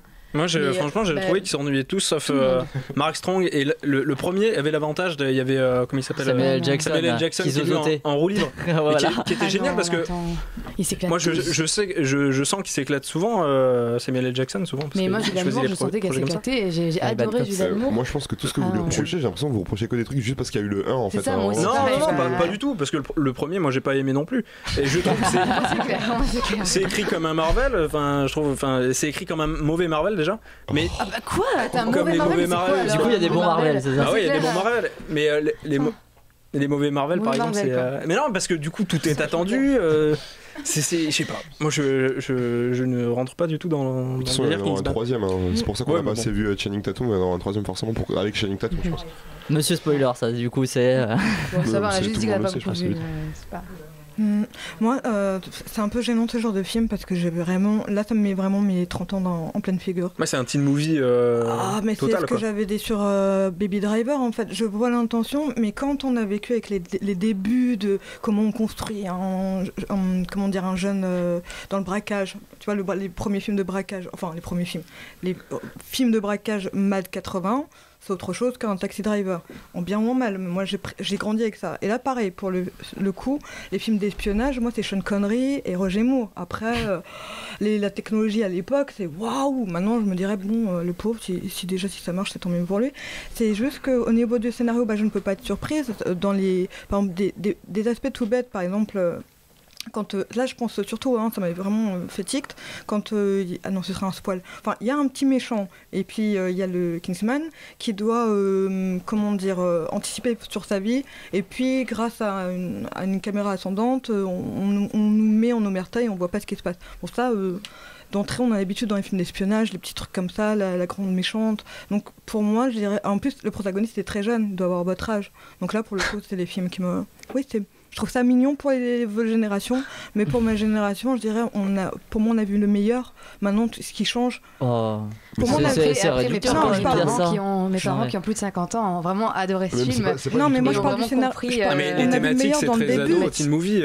Là, la méchante, elle. Ça n'a jamais été un. Non, j'adore plein de teen movies, c'est pas le problème. C'est pas le souci non plus. C'est juste que. Quand on a vu et que tu as grandi avec ça, après, il n'y a rien de neuf pour toi au niveau du scénario. Tu peux pas me dire. Mais attends, je pense pas que le scénario, enfin pour moi le scénario n'a vraiment pas tout le temps une aussi grande importance oui, mais ça. C'est mon problème. Et je pense que mes parents là quand ils l'ont vu, moi ils se sont pas dit merde, on a déjà vu cette structure de scénario parce que vraiment on peut te raconter une histoire des dizaines de fois. Pour moi c'est la réalisation qui est au top, c'est l'univers qui est au top, c'est les costumes qui sont au top, le jeu des acteurs et je veux dire tout ça c'est aussi un film quoi, c'est vraiment pas que le scénario. Tu parlais de James Bond mais c'est pas du tout le même but. James Bond ça se prend vraiment au sérieux, ils veulent faire un film d'espionnage, là je pense pas qu'ils Roger Moore quand même à des moments on se demandait donc après ce James Bond que j'ai vu franchement je me suis tellement fait chier t'en as vu qu'un c'était très basique et en plus je me suis fait chier alors que là au moins mais parce qu'on t'as vu plein d'autres choses aussi à côté d'un James Bond. Ah non, franchement, c'est justement l'évolution cinématographique qui évolue. T'as pas vu un James Bond et puis un autre film, ou E.T. T'as vu plein de films qui te font. Moi, maintenant, je te regarde un James Bond, je fais c'est vieux, c'est chiant. Voilà, comme tu dis, c'est trop sérieux. Et tu me mets un Killman, j'ai ton âge, ou peut-être même 12 ans. Pour moi, ce genre de film, c'est pour les enfants de 12 15 ans. Ah non, mais James Bond, le seul que j'ai vu, c'est Skyfall. Skyfall. Oui, mais pour moi, c'est même pas le meilleur. C'est marrant parce que tu parles de Kingsman, de la réalisation, mais sur Skyfall, tu louais aussi la réalisation. Mais attends, sur Skyfall, je voyais le chef opérateur qui avait fait du bon boulot. C'est tout ce que j'ai vu. Mais sur Kingsman, je vois tout le monde qui a fait du bon boulot. Surtout le monteur. Sauf le scénariste. Après, Skyfall, c'est pour démonter les codes qu'il y avait des anciens James Bond. Donc, oui, voilà. Même là, j'ai pas aimé. Alors, bah oui, mais comme tu les connais pas forcément aussi, les. Ouais, je trouve que ça marche. C'était ennuyant aussi. Mais moi, j'adore le style de Sam Mendes, du coup. Moi aussi, c'est ça le pire. Ah ouais. Non, c'est un bon divertissement, mais après, je pense que moi, c'est évident que ça me parle pas, quoi. Puis le protagoniste, il a 20 ans, quoi.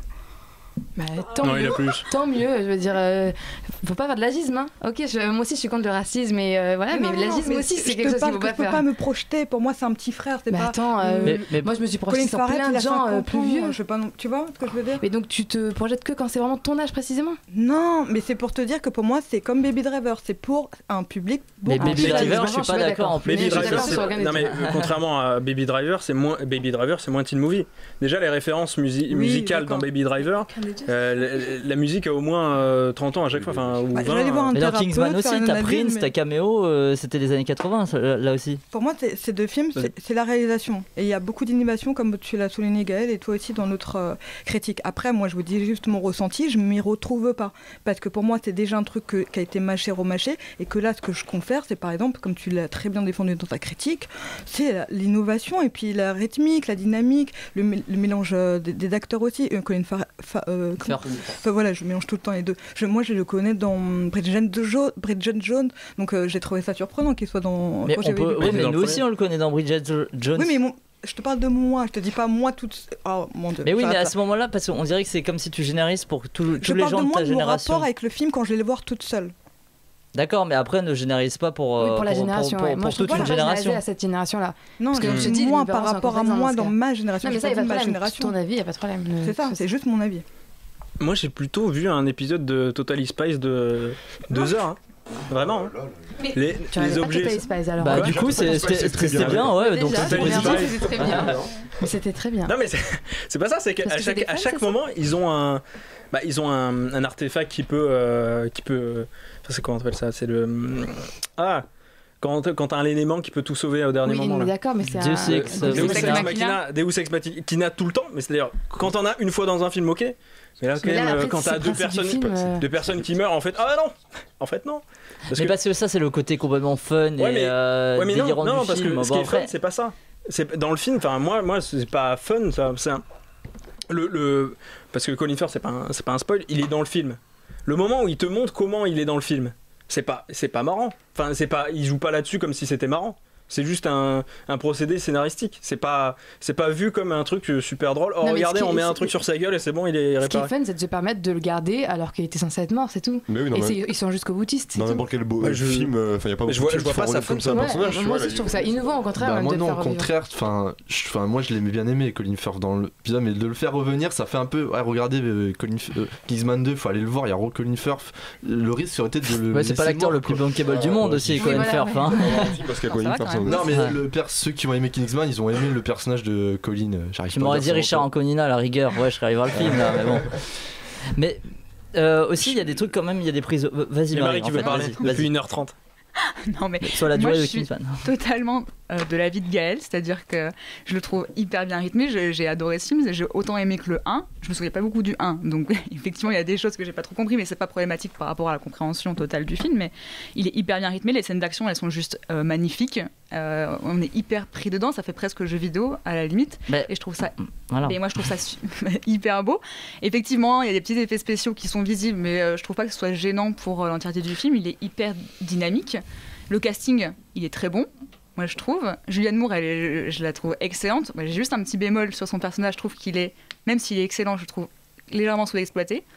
Mon seul bémol, c'est comme sur Détroit avec John Boyega, c'est-à-dire qu'ils nous survendent totalement Channing Tatum et qu'on le voit 15 minutes dans le film. Toi, tu voulais voir ses muscles, c'est ça? Non, pas du tout, mais c'est-à-dire qu'on a l'impression qu'il va avoir un rôle hyper important, alors qu'il y a un autre acteur qu'on ne voit pas dans la bande-annonce. Pedro Pascal, qui est beaucoup plus important. C'est qui ça, Pedro Pascal? C'est celui qui c'est le film, quoi. C'est l'agent Whisky. Whisky, ouais. C'est broyé à la fin. Ah, ok. Bon, ben voilà. Du coup, est-ce que vous pouvez me raconter la fin du 6ème sens, s'il vous plaît? Je l'ai pas vu. On n'a pas besoin de savoir là. On n'a pas besoin de savoir là. Non mais on parlait du scénario tout à l'heure, juste pour finir sur ça. Il y a quand même des prises de risque. Toi hier tu me parlais du à la fin du.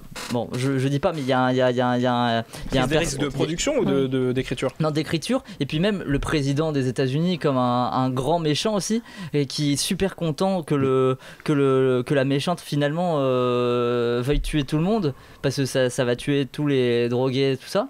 C'était super intéressant aussi. C'est vrai que c'est pas mal ça. En plus, c'est que Bruce Greenwood qui le joue, j'adore cet acteur. Mais c'est une critique de. Bon, hormis qu'il soit pas blanc, c'est un peu une critique de Trump parce que je sais pas si t'as compris, au final il est remplacé par une blonde qui. Donc tu vois Hillary Clinton un peu simplement. Mais d'ailleurs, c'est d'ailleurs qui est joué par Emily Watson. Ça faisait longtemps que j'avais pas vu dans un film et qu'elle a un aussi tout petit rôle, c'est assez étonnant. Même pareil pour Halle Berry qui a un petit rôle. Alors c'est vrai qu'elle sert pas grand chose au final. Après, c'est justement pas autant survendu que Channing Tatum. Mais est-ce que c'est pas justement pour les ouvrir sur un 3, un éventuel 3 c'est vraiment Je pense. Bah moi tu me parlais de jeux vidéo, moi ça me fait penser aux cinématiques des jeux vidéo, le truc le plus chiant. C'est-à-dire le truc que tu joues pas. Alors là, pour moi c'était le plus intéressant. Moi aussi, vraiment. Dans l'action j'étais largué. C'est-à-dire j'étais pas dans. Bon après je vais comparer à d'autres films d'action, mais comme le boulet. Non mais tu vois le chorégraphe dans Scott Pilgrim, le chorégraphe qui a fait les scènes d'action de combat. Là c'est de la chorégraphie, j'étais vraiment dedans dans Scott Pilgrim. Là je suis largué. J'arrive pas à suivre. Moi aussi ça me paraît trop fou. Je suis pas dedans. Il y a quand même ça se passe devant moi mais je suis pas dedans. C'est-à-dire je suis spectateur mais spectateur de spectateur. Didactique dans Kingsman que ça on peut pas lui enlever quoi. Enfin c'est vraiment les scènes de con. Clairement. Enfin, je repense souvent dans l'église et tout. Enfin moi ça m'avait. Elle est exceptionnelle cette scène.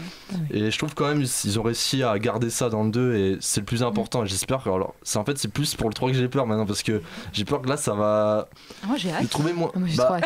J'ai hâte aussi, mais j'ai des ressentis quoi. Enfin, j'ai peur que ça s'essouffle quoi. Moi j'ai adoré le 1 et j'ai super bien aimé le 2, mais par contre je suis d'accord avec lui sur le 3. À mon avis, le 3 ça va être une histoire pareil. Ils vont se mettre dans un autre pays, ils vont prendre un gros acteur pour faire un méchant qui sera encore plus méchant, et puis il fera plein de scènes super comme Gérard ça. Depardieu. C'est marrant, c'est à lui. C'est vraiment lui. Ouais, moi aussi, mais je pense pas pour le pays quand même. Il va jouer un russe. Il va jouer Poutine. Ah oui, c'est vrai. Ça serait génial. Il va maigrir, il va faire 80 kilos. Ils vont réussir. S'ils mettent Depardieu, je vais voir le 3 là. Même si j'aime pas Kingsman. On va passer donc au 4e film et dernier film donc de la soirée, Coexister de Fabrice Eboué. Yes. Bonjour, Nicolas Lejeune de Manche Musique. Pourquoi De Manche Musique est au point mort depuis 2 ans? C'est qu'on a essayé de lancer des projets artistiquement très ambitieux.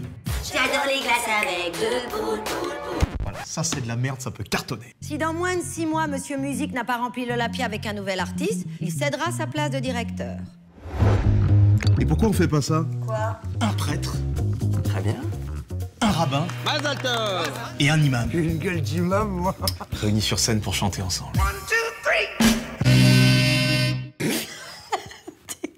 Non mais je rigole pas là. 1, 2, 3. Le groupe Coexister, quelque chose qui vous lie à la communauté juive? Moi c'est Rabbi Jacob. J'ai dormi comme un bébé. Comme ou avec? Oh non. Moi, je vous rappelle que nous sommes dans un pays de culture chrétienne. Judéo-chrétienne. Ah non, chrétienne. Les rois de France n'étaient pas juifs. C'est dommage, parce que vaut mieux avoir la bite coupée plutôt que la tête. Oh, bah c'est malin, ça. Qu'est-ce qui se passe, Samuel? Vous êtes sur scène dans 5 minutes? Attention, ça est coupé. J'ai fait les plus beaux glands de toutes les Hauts-de-Seine. Je sais pas ce qui s'est passé. Tiens, file-lui ça. Je vais pas filer de la cocaïne à un rabbin. Bonsoir la France. Tu peux me dire à quoi ça sert d'être des vedettes si on doit rester bloqué à l'hôtel comme des cons? Mais putain, mais respecte-le, sale pute. Tu vois pas que c'est un homme d'église? Et c'est avec ce boys band que vous comptez combler nos actionnaires? Tu sais, Jésus a dit un jour... Je m'en fous de ce qu'il a dit. C'est terminé. Salam, shalom. Au revoir, nous c'est au revoir. C'est ça, casse-toi. Oui. J'ai un peu l'impression qu'on a cassé l'ambiance. Et qui c'est qui va la remettre? C'est tonton Samy.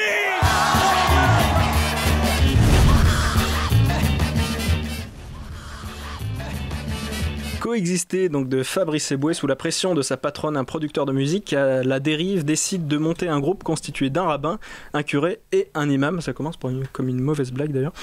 Afin de leur faire chanter le vivre ensemble, mais les religieux qu'ils recrutent sont loin d'être des saints. Simon, veux-tu commencer?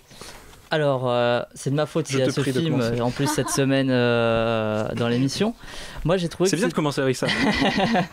Non, j'ai trouvé quand même que c'était supérieur aux dernières comédies françaises populaires qu'on nomme comme ça. Bah, je sais pas ce que j'avais vu dernièrement, mais il y en a eu plein. Babysitting. Oui, Babysitting par exemple. Bon, voilà. J'ai trouvé que c'était très sympathique. Bon, ça se regarde. Après, il n'y a pas de mise en scène. C'est du théâtre filmé. Mais bon, à la rigueur, on s'en fout. En fait, on vient là juste pour des blagues. Parfois, ça évite les clichés. Très souvent, non. J'ai trouvé que l'alchimie entre les acteurs fonctionnait bien. C'est plus facile de dire les moments où ça évite les clichés. Vas-y. Dis-le parce que j'en connais pas. Du coup, je me rappelle pas. Voilà, c'est ce que je me disais. Non, mais il y en a. Il y en a. Hein. Il y en a, mais il y a des moments et des blagues drôles, voire même très drôles. Par exemple, celle sur l'étoile de David. Celle-là, elle m'a plié en deux, tu vois. C'est la meilleure. Ouais. Parce qu'elle elle arrive à un moment où tu t'attends pas, quoi. Mais Non, mais même parce qu'elle est pas basée sur un cliché aussi, quoi. Non, le problème du film, c'est que. Elle a de l'humour noir, pas oui, voilà, c'est pas un cliché. Voilà, c'est ça. C'est que Fabrice Eboué, là, quand il est bon, c'est quand il fait de l'humour noir.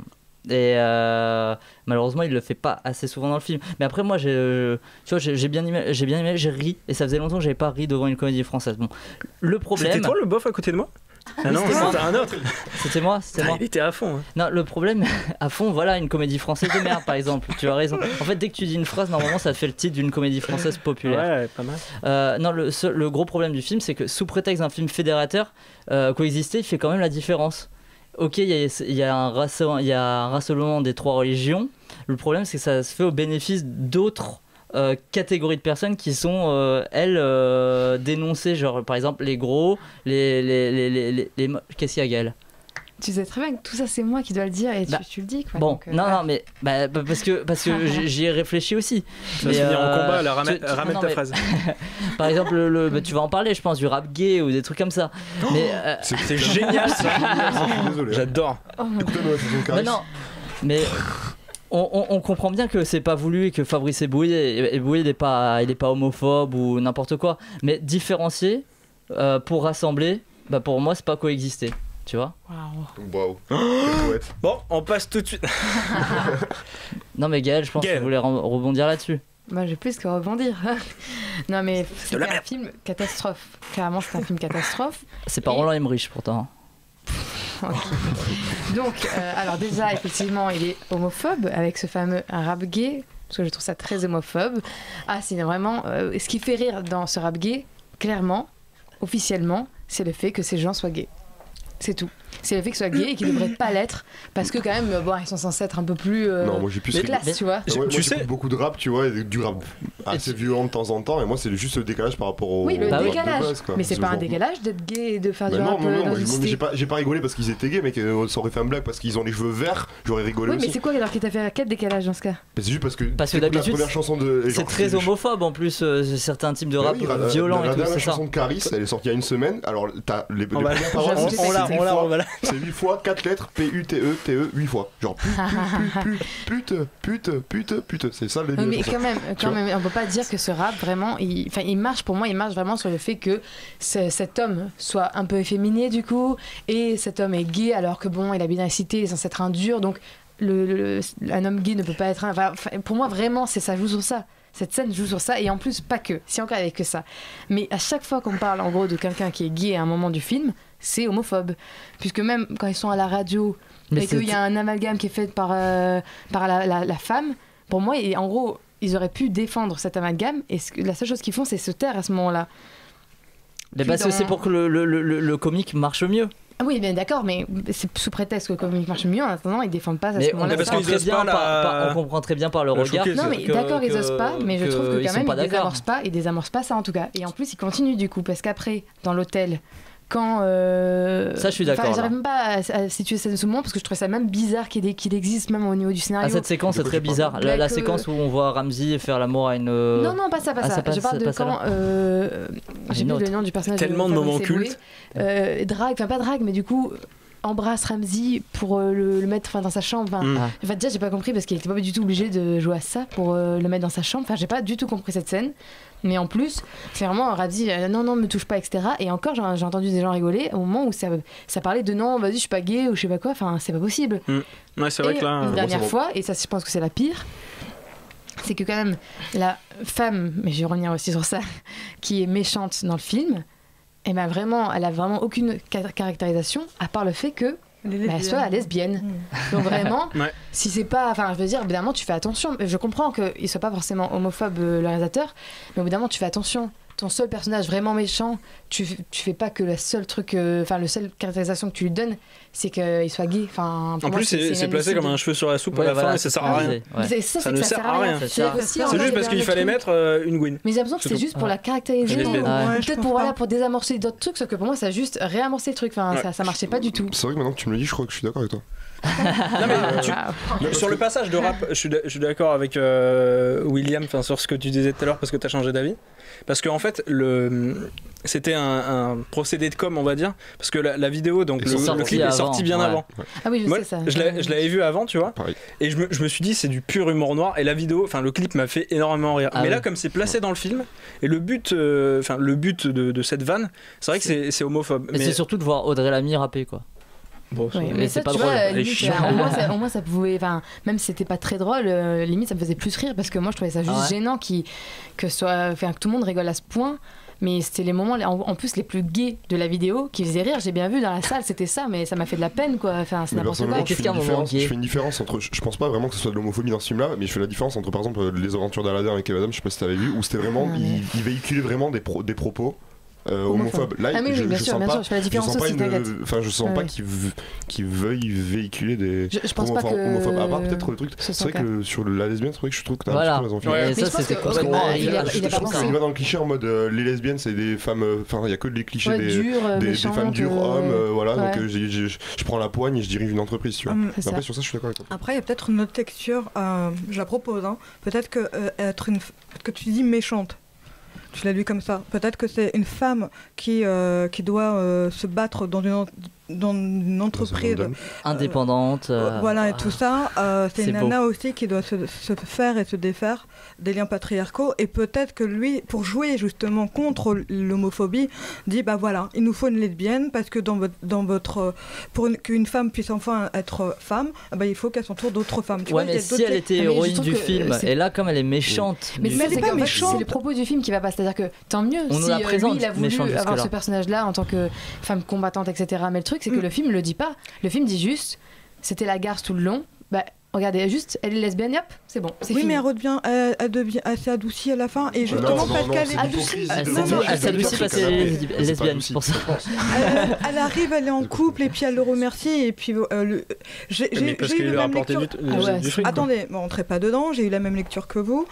Comme tu l'as précisé, Fabrice Eboué, à la base, c'est du stand-up, c'est de l'humour noir, c'est de l'ironie. Là, il nous fait un film sur coexister. Donc, coexister, il nous met sur les et moi, ce que j'ai aimé dans ce film, en fait, c'est surtout qu'en fait on n'a pas une réflexion sur la religion, mais plus sur pas sur la spiritualité, mais sur la structure.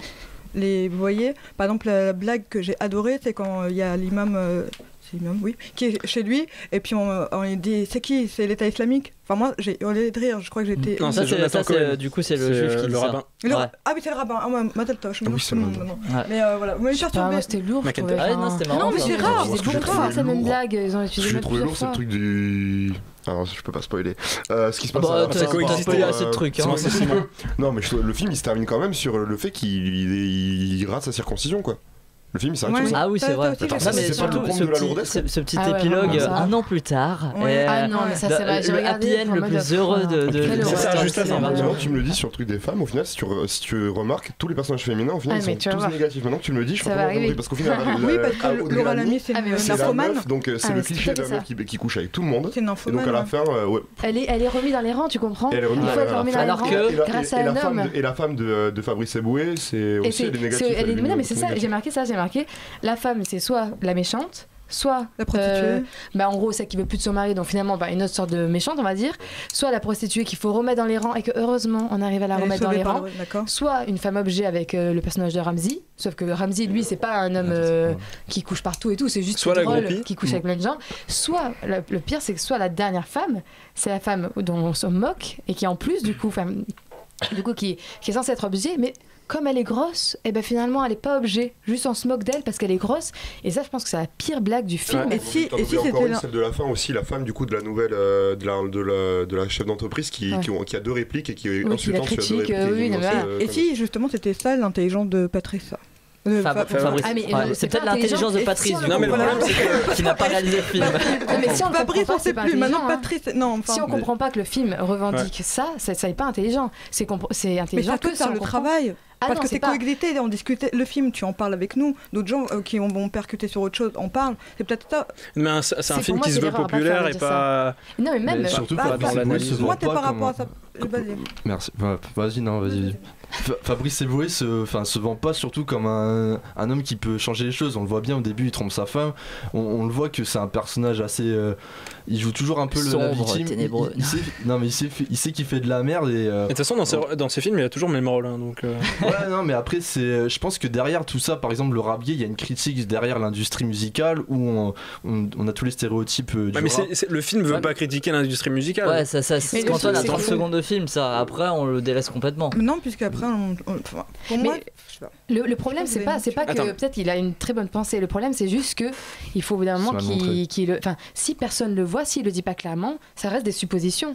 Alors que c'est pas une supposition de montrer que la grosse blague du film, justement la grosse blague du film, c'est qu'on est vraiment grossophobe et qu'on dit cette femme est grosse, rigolez tous parce qu'elle couche avec Ramsey. Enfin, moi j'ai trouvé ça mais tellement choquant. Tout le monde a rigolé à ce moment-là, mais qu'est-ce qui était drôle dans une scène de sexe avec Ramsey, à part le fait que la femme était grosse. Mais j'ai été c'est dommage parce que c'est le seul moment où il y a du montage alterné, de la mise en scène. Non, c'est pas possible. Comment on peut se dire je vais faire un film où une des blagues c'est qu'une personne est grosse. Enfin, pour moi, mais ça c'est vrai que ça fait un peu genre. J'ai l'impression de me retrouver 30 ans en arrière, mais bon. Moi je suis pas du tout. Enfin c'est vrai, moi je le vois aussi le truc. Voilà, c'est trop mal montré. Mais je pense qu'il y a cette finalité où quand il lui recoupe la circoncision, sans faire exprès, on me dit bon au final c'est que de l'humour en fait. Je pense qu'il y a un peu cette finalité. Mais détendez-vous les gens quoi. Non mais ça c'est vraiment justement alors là. Mais le propos du film c'est de passer tout sur l'humour. Enfin je veux dire. Peut-être que si la fac m'a appris un truc, c'est bien ça, c'est que. Qu'est-ce qu'on a fait au bon Dieu, c'est le même problème. Hein. Ah non, c'est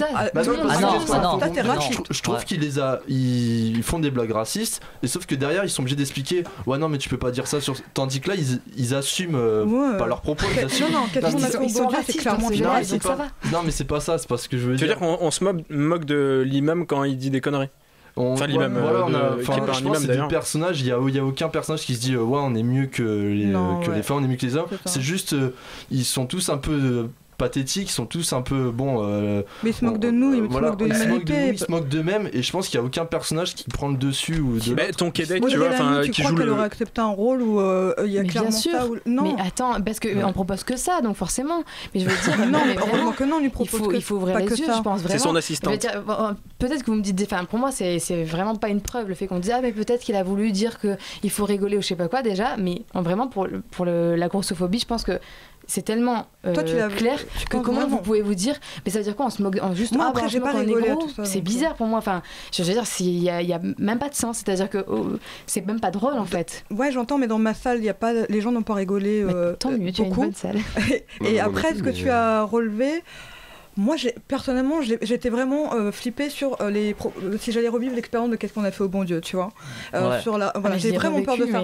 Et là sur l'homosexualité, alors je l'ai pas entendu, tu vois, parce que pour moi en fait je peux en rire, ma mère est lesbienne, j'ai plein, mais c'est pas une question de donc pas pouvoir en mais rire, moi j'adore, non mais ce que je veux te dire c'est que j'adore quand ça me passe au-dessus, tu vois, qui me rend folle, c'est quand je me dis et ça tu serais pas raciste et toi tu serais pas, et là c'est vrai que pour ce film je dis pas que c'est faux ce que tu dis, ça c'est loin de là, je dis juste que je suis heureuse de pas l'avoir vécu comme toi, de pas m'être dit oh mon Dieu, mais c'est vrai qu'après j'ai eu c'est dû à côté, tu sais, j'étais quand même en mode survie quand je me suis dit dis donc elle enchaîne, et puis en plus il faut qu'elle soit lesbienne pour nous dire qu'elle est frigide un peu, tu vois, je l'entends, mais c'est vrai que pour le reste, moi ce qui m'a fait rire c'était les blagues justement qui n'étaient pas des clichés, et ça, mais moi aussi, mais le truc c'est qu'il y en avait trop peu quoi, parce que quand même 80% des blagues étaient sur des clichés, et du coup pareil, même s'il se veut pas raciste, au final, il y a quelque chose de raciste dans le sens où ça reproduit les mêmes blagues, et en fait les gens retiennent pareil, c'est-à-dire que quelqu'un qui avait jamais entendu un truc sur les juifs qui sont je sais pas moi radins, enfin je ne sais plus s'il parle de ça, mais un truc de cliché, non, ils en parlent pas. Du juif qui à moi il dit qu'il y a une balance par exemple. Et ben, admettons quelqu'un n'avait jamais entendu cette blague, même si c'est une blague en attendant, il y a une personne nouvelle qui va le recevoir comme ah d'accord. Oui, mais ça serait pas quelque chose qui s'est créé à partir pour défendre un peu le film, ça serait pas crédible si c'est parce que c'est des rigolos et c'est pas des mecs qui se prennent au sérieux dans les personnages, hein, je te dis. S'ils font pas ces blagues, c'est pas crédible. Tu vois, parce que je pense que... Parce qu'il n'y a pas de film, et du coup, le film... Après, il faut pas croire que tous les gens soient des éponges qui prennent tout et qui opinent la lettre. J'entends ce que tu dis, mais comme elle a dit, j'ai pas pris les blagues du même côté que Qu'est-ce qu'on a fait en bon Dieu qu'à bras ouverts. J'ai pas senti autant de méchanceté, en fait. Mais je sais pas, moi, je pense que j'ai voulu chercher là quand même, je reconnais, mais et que je l'avais pas fait pourtant pour Qu'est-ce qu'on a fait au bon Dieu. Mais justement, enfin, mon but, c'était de chercher... Et j'étais mais en même temps j'étais pas étonnée de trouver, et je veux dire j'ai pas non plus cherché plus que ça en gros. J'ai juste reçu, je me suis dit, j'ai analysé, je dis ah ok quand même c'est un peu homophobe là, ah ok là aussi c'est un peu comme ça, et pourtant j'ai quand même rigolé quand c'était des blagues pas clichés etc. Donc, et j'ai bien vu aussi que c'était pas son intention tout ça, c'est juste qu'au final c'est dommage qu'il s'est pas rendu compte que mine de rien il véhiculait des clichés pour plein de choses quoi. Mais je pense qu'il y a des fois juste par hasard, enfin comment dire, tu vas clore le débat, mais je sais pas, il y a des moments où tu vas rigoler sur des clichés, genre je sais pas, imaginons t'as un prof à toi qui est nain, tu vois, tu peux rigoler en le voyant, je sais pas, tu vois. Et je pense que franchement je veux pas être dramatisé quoi. Justement non, mais je comprends ce que vous dites, parce que je pense qu'il y a quelques mois je me disais pareil, je me disais mais faut arrêter de dire on peut pas rigoler etc. Mais je sais pas pourquoi depuis quelques temps je m'ouvre à ce genre de choses, et en gros effectivement maintenant je me dis il y a des choses sur lesquelles il faut rigoler, et voilà il y a des limites quoi. On va faire quoi, parce qu'on va passer au quiz. Jingle. Ah bah oui. Quel est ce savant, messieurs? Oui, savant de Marseille. Est-ce que Sylvie est-il prêt? Je vais répéter la question. Oui, non. Oui. Oui, Frédéric, je ne sais pas. Quel est le prénom de Miu? Le quiz d'Antoine et Simon. Le débat fait encore rage sur le plateau. Ce soir, du coup, les équipes, il y aura Raphaël et Gaël, parce que vous avez tous les deux un tréma dans votre prénom, voilà. Contre Lisa, Simon et William. Donc vous trois ensemble contre vous deux. Et ils trouvent le point commun quand même. Le point commun, c'est que je les connais pas beaucoup. Yes. Pas très gentil. Mais j'ai hâte de te connaître. Peut-être que, mais voilà. Vous vous choperez après. On n'a pas le temps. Du coup, on commence. Parce qu'en plus, il va falloir un peu expliquer les règles à chaque fois maintenant, comme il y a des gens qui connaissent pas. Première question, une question de rapidité. Il faut reconnaître dans quel film on a pu entendre cette chanson.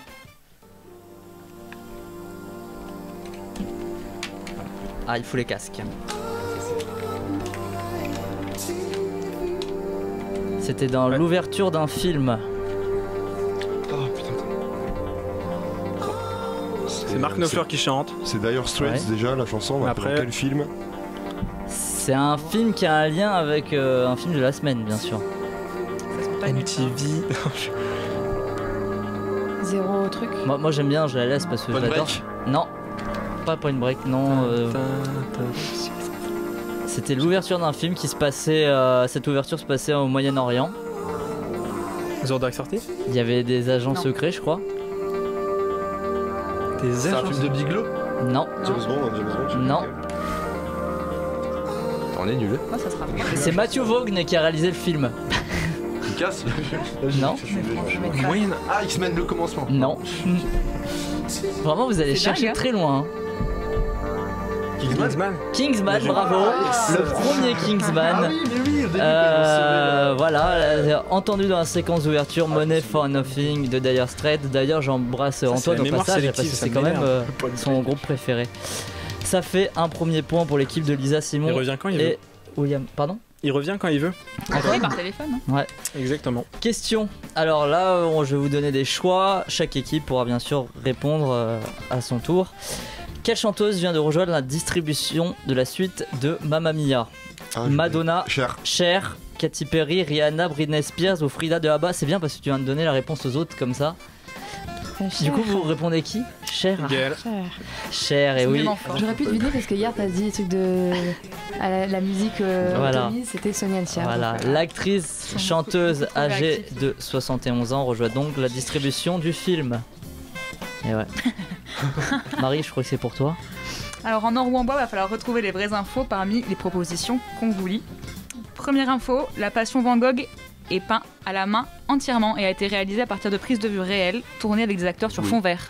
Oui. Vrai ou faux? Vrai, mais non, je sais pas, des fois ils sont vicieux. Ouais, des fois ils vont dire. Mais vrai. Et non pas fond vert, fond bleu. Exactement. C'est typiquement ce qu'ils font. Vrai, du coup, vrai pour les deux équipes. Eh bien, c'est vrai. Ce film est le premier long métrage entièrement peint à la main. Il a été réalisé sur le principe de la rotoscopie, comme Téhéran Tabou qu'on avait la semaine dernière. Et il a nécessité le travail de 91 peintres pour 377 tableaux, 1009 prises de vue et 62 450 plans. Deuxième info, pour mettre en scène l'évolution personnelle d'Eggsy dans Kingsman Le Cercle d'Or, le réalisateur Matthew Vaughn s'est inspiré d'un personnage culte de son film préféré, Han Solo. Vrai ou faux? Vrai ou faux? Alors, bah concertez-vous. Faux, tu penses? Du coup, ça serait le personnage principal. Ah non, ça serait sur la scène. Sachant que le film préféré de Matthew Vaughn est Star Wars. Le premier. La méchante, là. La guerre des étoiles. Ou l'Empire contre-attaque, du coup. Bah si. Alors, vrai ou faux? Solo, toi, de quoi? Est-ce que Matthew Vaughn s'est inspiré d'Han Solo pour pour l'évolution pour mettre en scène l'évolution d'Eggsy dans le deuxième Kingsman? Ah putain, j'ai cru de l'exil. Non, Eggsy c'est le personnage principal. D'accord, non mais j'avais mal compris. C'est le personnage principal. Ah, c'est le jeune. Est-ce qu'il y a un rapport avec Han Solo? Pour mettre en scène son évolution personnelle dans le deuxième film. Oui, c'est ça qui me pose problème, c'est par rapport à... Ouais, genre au début ce sera un tri.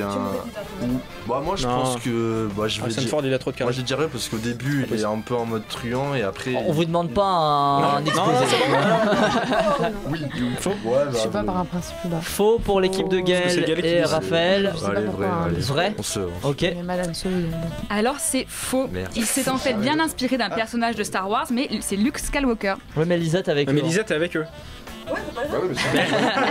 La perso quoi. Donc le metteur en scène explique, pour moi Luke Skywalker est le meilleur exemple de l'évolution réussie d'un héros populaire sur plusieurs films. Dans l'Empire contre-attaque, on a seulement le sentiment qu'il n'est pas encore un héros accompli, qu'il a encore des choses à régler, des conflits intérieurs.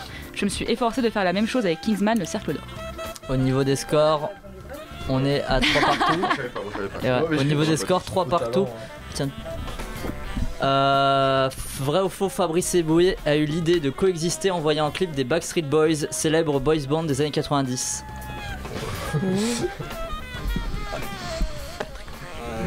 Faux. Faux pour l'équipe de Gaël et Raphaël. En 90, il a vu Backstreet Boys et il s'est dit je vais faire de la coloc. Non, pas forcément, mais en revoyant un clip des Backstreet Boys, il s'est dit, ça lui a fait penser à ses prêtres chanteurs, tout ça. Bah. Non, tu m'embrouilles. Il a eu l'idée du film en voyant un clip. Pas les Backstreet Boys, c'est faux. Faux? Bah faux, hein. Alors bien sûr c'est faux. En revanche Fabrice Eboué a eu l'idée du film après avoir vu un clip des prêtres chanteurs. Il avait été marqué par le fait que l'un des 3 prêtres ait renoncé à sa vocation après leur succès musical et s'est demandé ce qui avait changé en lui. Il est parti de ce principe et a décidé d'élargir son histoire aux autres religions. Ça fait 4 partout. Vrai ou faux, Harvey Weinstein a violé Dario Argento? Faux. Faux? Il l'a pas violé. Pourquoi tu fais des vannes de faux? C'est sa fille Asia qui l'a volé. Voilà, bravo. Ah bah, il a trouvé ça très drôle. Bah oui, pour moi on peut rire de tout du coup. Je suis pas forcément. Non, on verra quand il sera violé si on peut en rire. C'est tout. Non, après j'aurais pu faire pure torse, genre Bob Weinstein a-t-il violé Asia Argento? Quand tu te seras violé, on verra si on peut en rire avec toi de ton viol. Et là, on pourra dire oui, effectivement. Et peut-être, est-ce que Dario Argento a été violé par... Tu ne sais pas. On va arrêter de plaguer là-dessus, merci. Alors on passe au qui a dit. Je vais vous citer une citation. Du coup, vous allez devoir me trouver qui l'a dit. Jamais personne n'est venu me voir pour me raconter ces horribles histoires et il ne l'aurait pas fait de toute façon. Je ne m'y intéresse pas, je suis intéressée à l'idée de faire mon film. On entend tout le temps 1 million de rumeurs fantaisistes, certaines sont vraies et beaucoup d'autres sont juste des histoires à propos de telles actrices ou tel acteur. L'affaire Harvey Weinstein est très triste pour toutes les personnes impliquées, c'est tragique pour ces pauvres femmes concernées et pour Harvey. Il n'y a aucun gagnant là-dedans, c'est juste très triste et tragique pour ces femmes, qui doivent surmonter tout ça. Non. Woody Allen. Woody Allen, absolument. Oh là là. Qui clarifie ses propos et s'explique après avoir déclaré qu'il était triste pour Harvey Weinstein. Son prochain film Wonder Wheel sort en janvier 2018. Oh le prédateur, t'es mignon. Ça fait 6-5 pour l'équipe de Lisa, Simon et William. D'ailleurs j'ai pas donné de chef d'équipe parce que c'est important pour la fin. T'aurais pu faire une vanne sur Harvey Weinstein aurait dû jouer dans Predator. tu vois. Là, tu me déçois. c'est Bah, drôle. tu feras le quiz la prochaine fois, Ouais. du coup. Hein, voilà. Gaël, chef d'équipe dans l'équipe de Raphaël et Gaël. Et Lisa, chef d'équipe de l'autre côté. On va faire comme ça. Qui suis-je? Vous allez devoir retrouver la personne qu'on interprète, Marie et moi. Je dois mon amour du théâtre à mon professeur de français qui me le fit découvrir au collège. Non. Après mon bac, j'entreprends une formation théâtrale en parallèle d'un double cursus en sciences économiques et anglais. Je suis différents cours au studio Mobel, au Conservatoire de Versailles, au cours Florent et au Conservatoire national supérieur d'art dramatique de Paris. Laurent Deutsch? Non. J'ai obtenu le prix Beaumarchais du meilleur comédien cette année pour ma prestation dans La Garçonnière. Je fais un peu de doublage et notamment travaillé sur celui de la Palme d'Or cannoise de 2014, Winter Sleep. J'obtiens mon premier Guillaume rôle. de Tonquédec. Absolument. C'est lui la garçonnière, c'est vrai. Joli. Effectivement. Bah non, on le finit pas. Bon bah Guillaume de Tonquédec, qui est à l'affiche de Coexister et qui fête ses 51 ans aujourd'hui. Bonne anniversaire. Voilà. Cette question nous amène donc à nous pencher sur une période un peu spéciale de ces 20 dernières années. Un monde inexploré et inextricable. Le monde de la comédie populaire française. Quiz spécial comédie française des années 2000 et 2010, bah même de ces 20 dernières années, donc de la fin des années 90. T'as 15 par an. On commence par une musique de film. Dans quel film entend-on cette musique? Les Visiteurs. Non. Les Visiteurs 2. Non. Les Visiteurs 3. Ah bah. Ah non, pas de triche. Toujours avec Gaël, il y a de la triche. Pas possible. Je le dis pas, mais Il faut chercher. Ça fait quand même. Astérix, Mission Cléopâtre. Non. Astérix et Obélix. Non, Ouais, oui, le premier. Ouais, bon. César. Oui, c'est ça. Astérix et Ouais, Obélix contre César. contre César. C'est vrai. Bon, lui il a dit le premier, toi t'as dit le contre César, donc je vais vous donner les points à vous deux. Avec Fabala joué par Laetitia Casta, il me semble. J'ai une photo avec elle, si je te la montre après. Non, je m'en fous. Sympa. Dommage. Du coup, une musique signée par le chanteur-compositeur Jean-Jacques Goldman et l'accordéoniste Roland Romanelli. Ça fait 7 partout. Qui c'est celui-là? Je vous donne un nom de personnage. Vous devez retrouver le film dans lequel il se trouve. Tibor Kovacs. Non. Les Visiteurs 2. Du coup, c'est toujours une comédie, du coup. Ah là, on est dans un quiz spécial comédie française des années 2000 et 2010. On a des indices. Oui. César du meilleur espoir masculin. Pas de nomination en tout cas. Ça vous dit rien. Bon, dites le nom du personnage. Nomination. Tibor Kovacs. Pierre Ninet, je sais pas. Non. PSG. Pour retrouver le film. Les collègues. PSG. Non. Didier. 3-0. 3-0. Putain, mais c'est la troisième fois que tu reviens, je crois. 3-0. Il fallait caser Laurent Deutsch quelque part et c'était le meilleur endroit puisque bien sûr 3-0 de Fabien Tenente et le rôle du joueur PSG, putain, d'accord. jeune footballeur hongrois Tibor Kovacs interprété par Laurent Deutsch et nommé au César du meilleur espoir masculin pour ce rôle. Non. Ça fait 8-7 pour l'équipe de Raphaël et Gaël. Une réplique, un film. Pareil, on vous passe une réplique. Il faut retrouver le film dans lequel elle se trouve. T'as vu, j'ai l'impression qu'elle est amoureuse de moi parce qu'elle a dit je suis mignon. La Tour infernale. Petit breton. La Tour infernale, pardon. Ouais, c'est vrai. Absolument, de Charles Nemes, sorti en 2002 avec le duo Eric et Ramsey et la réplique culte du tout petit breton. Alors merci le Québec. Bon, une fois n'est pas coutume, nous n'allons pas parler de titres québécois puisque ce sont les mêmes qu'en France pour les films français. Par contre, nous allons tout de même faire notre voyage en Amérique pour les États-Unis.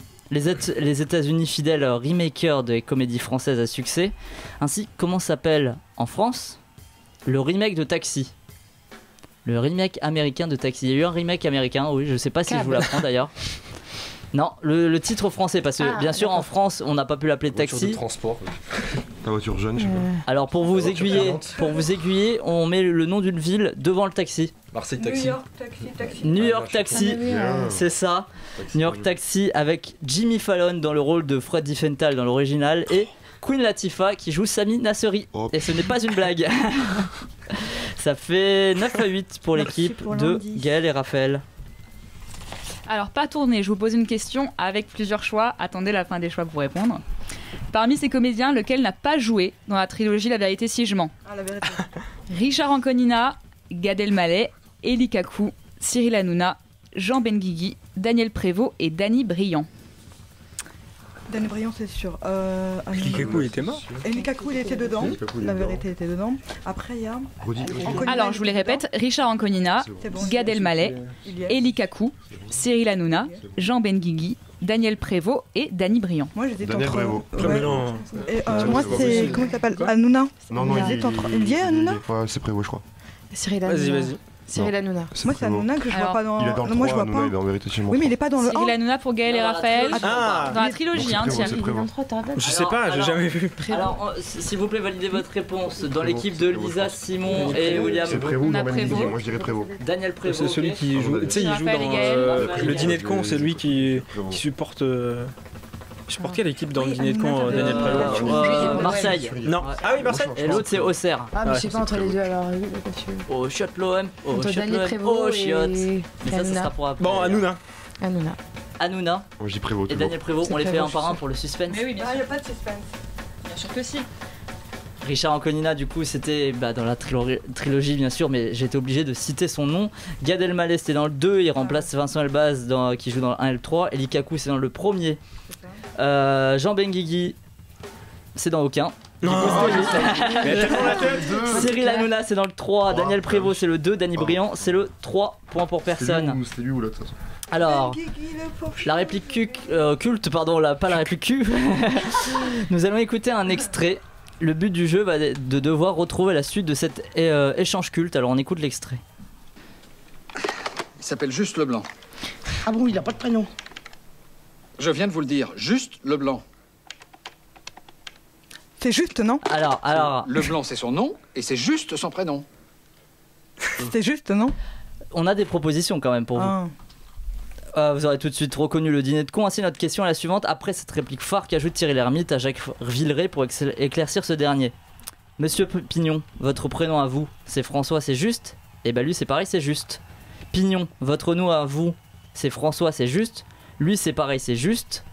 Monsieur Pignon, votre prénom, c'est François, c'est juste? Lui, c'est pareil, c'est juste.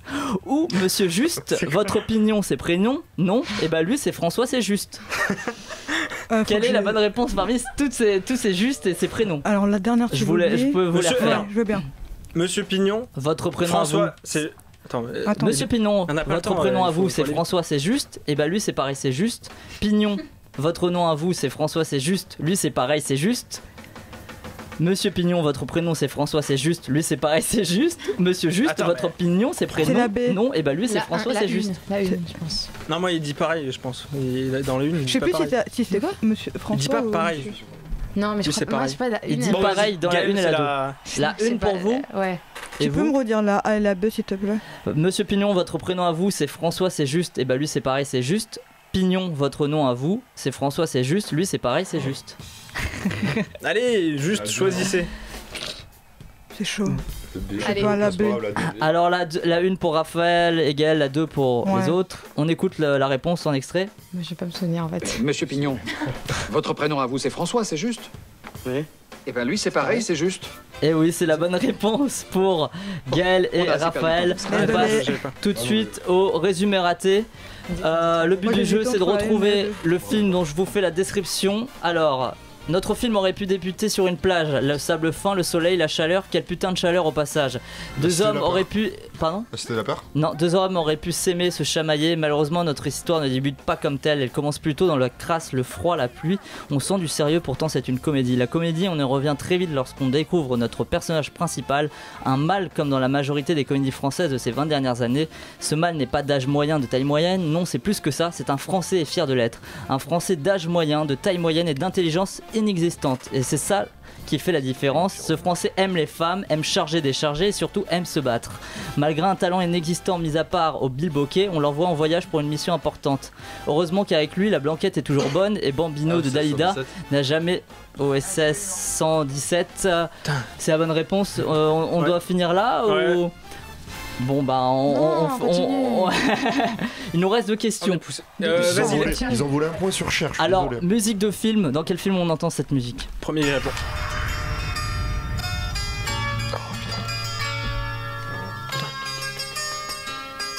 Une comédie française bien sûr. The Eagles déjà. Non, c'est pas ça. Quoi? Les Bronzés 3. C'est pas Hôtel California ça? Si. C'est pas ça. Ah, ça va pas être ça là. C'est pas la boum. Tout à fait ça. C'est une version hispanique, non? Moi j'aime cette pas du tout. Ah ouais, rien à voir. J'étais sur la boum là. Non, c'est Hôtel Commissariat plutôt. C'est un film avec Tommy Bogsy, Titoff. Les attends. Elle a dit un truc là, le ciel et les oiseaux de ta mère, c'est pas ça? Non, je vous donne la réponse parce que c'est trop dur pour vous. Gomez et Tavares. Bon, la dernière question, vous la gardera pour la prochaine fois. On se quitte là puisqu'on me pousse vers la sortie. Mais bon. C'est Raphaël et Gaël qui ont gagné quand même. Alors la semaine prochaine, donc Simon, on te retrouve. Donc tu parleras de Knock, The Square, Zombillenium et l'atelier en compagnie de beaucoup de personnes, j'imagine. Oui. Et du coup, nous on se quitte et on se dit à la semaine prochaine.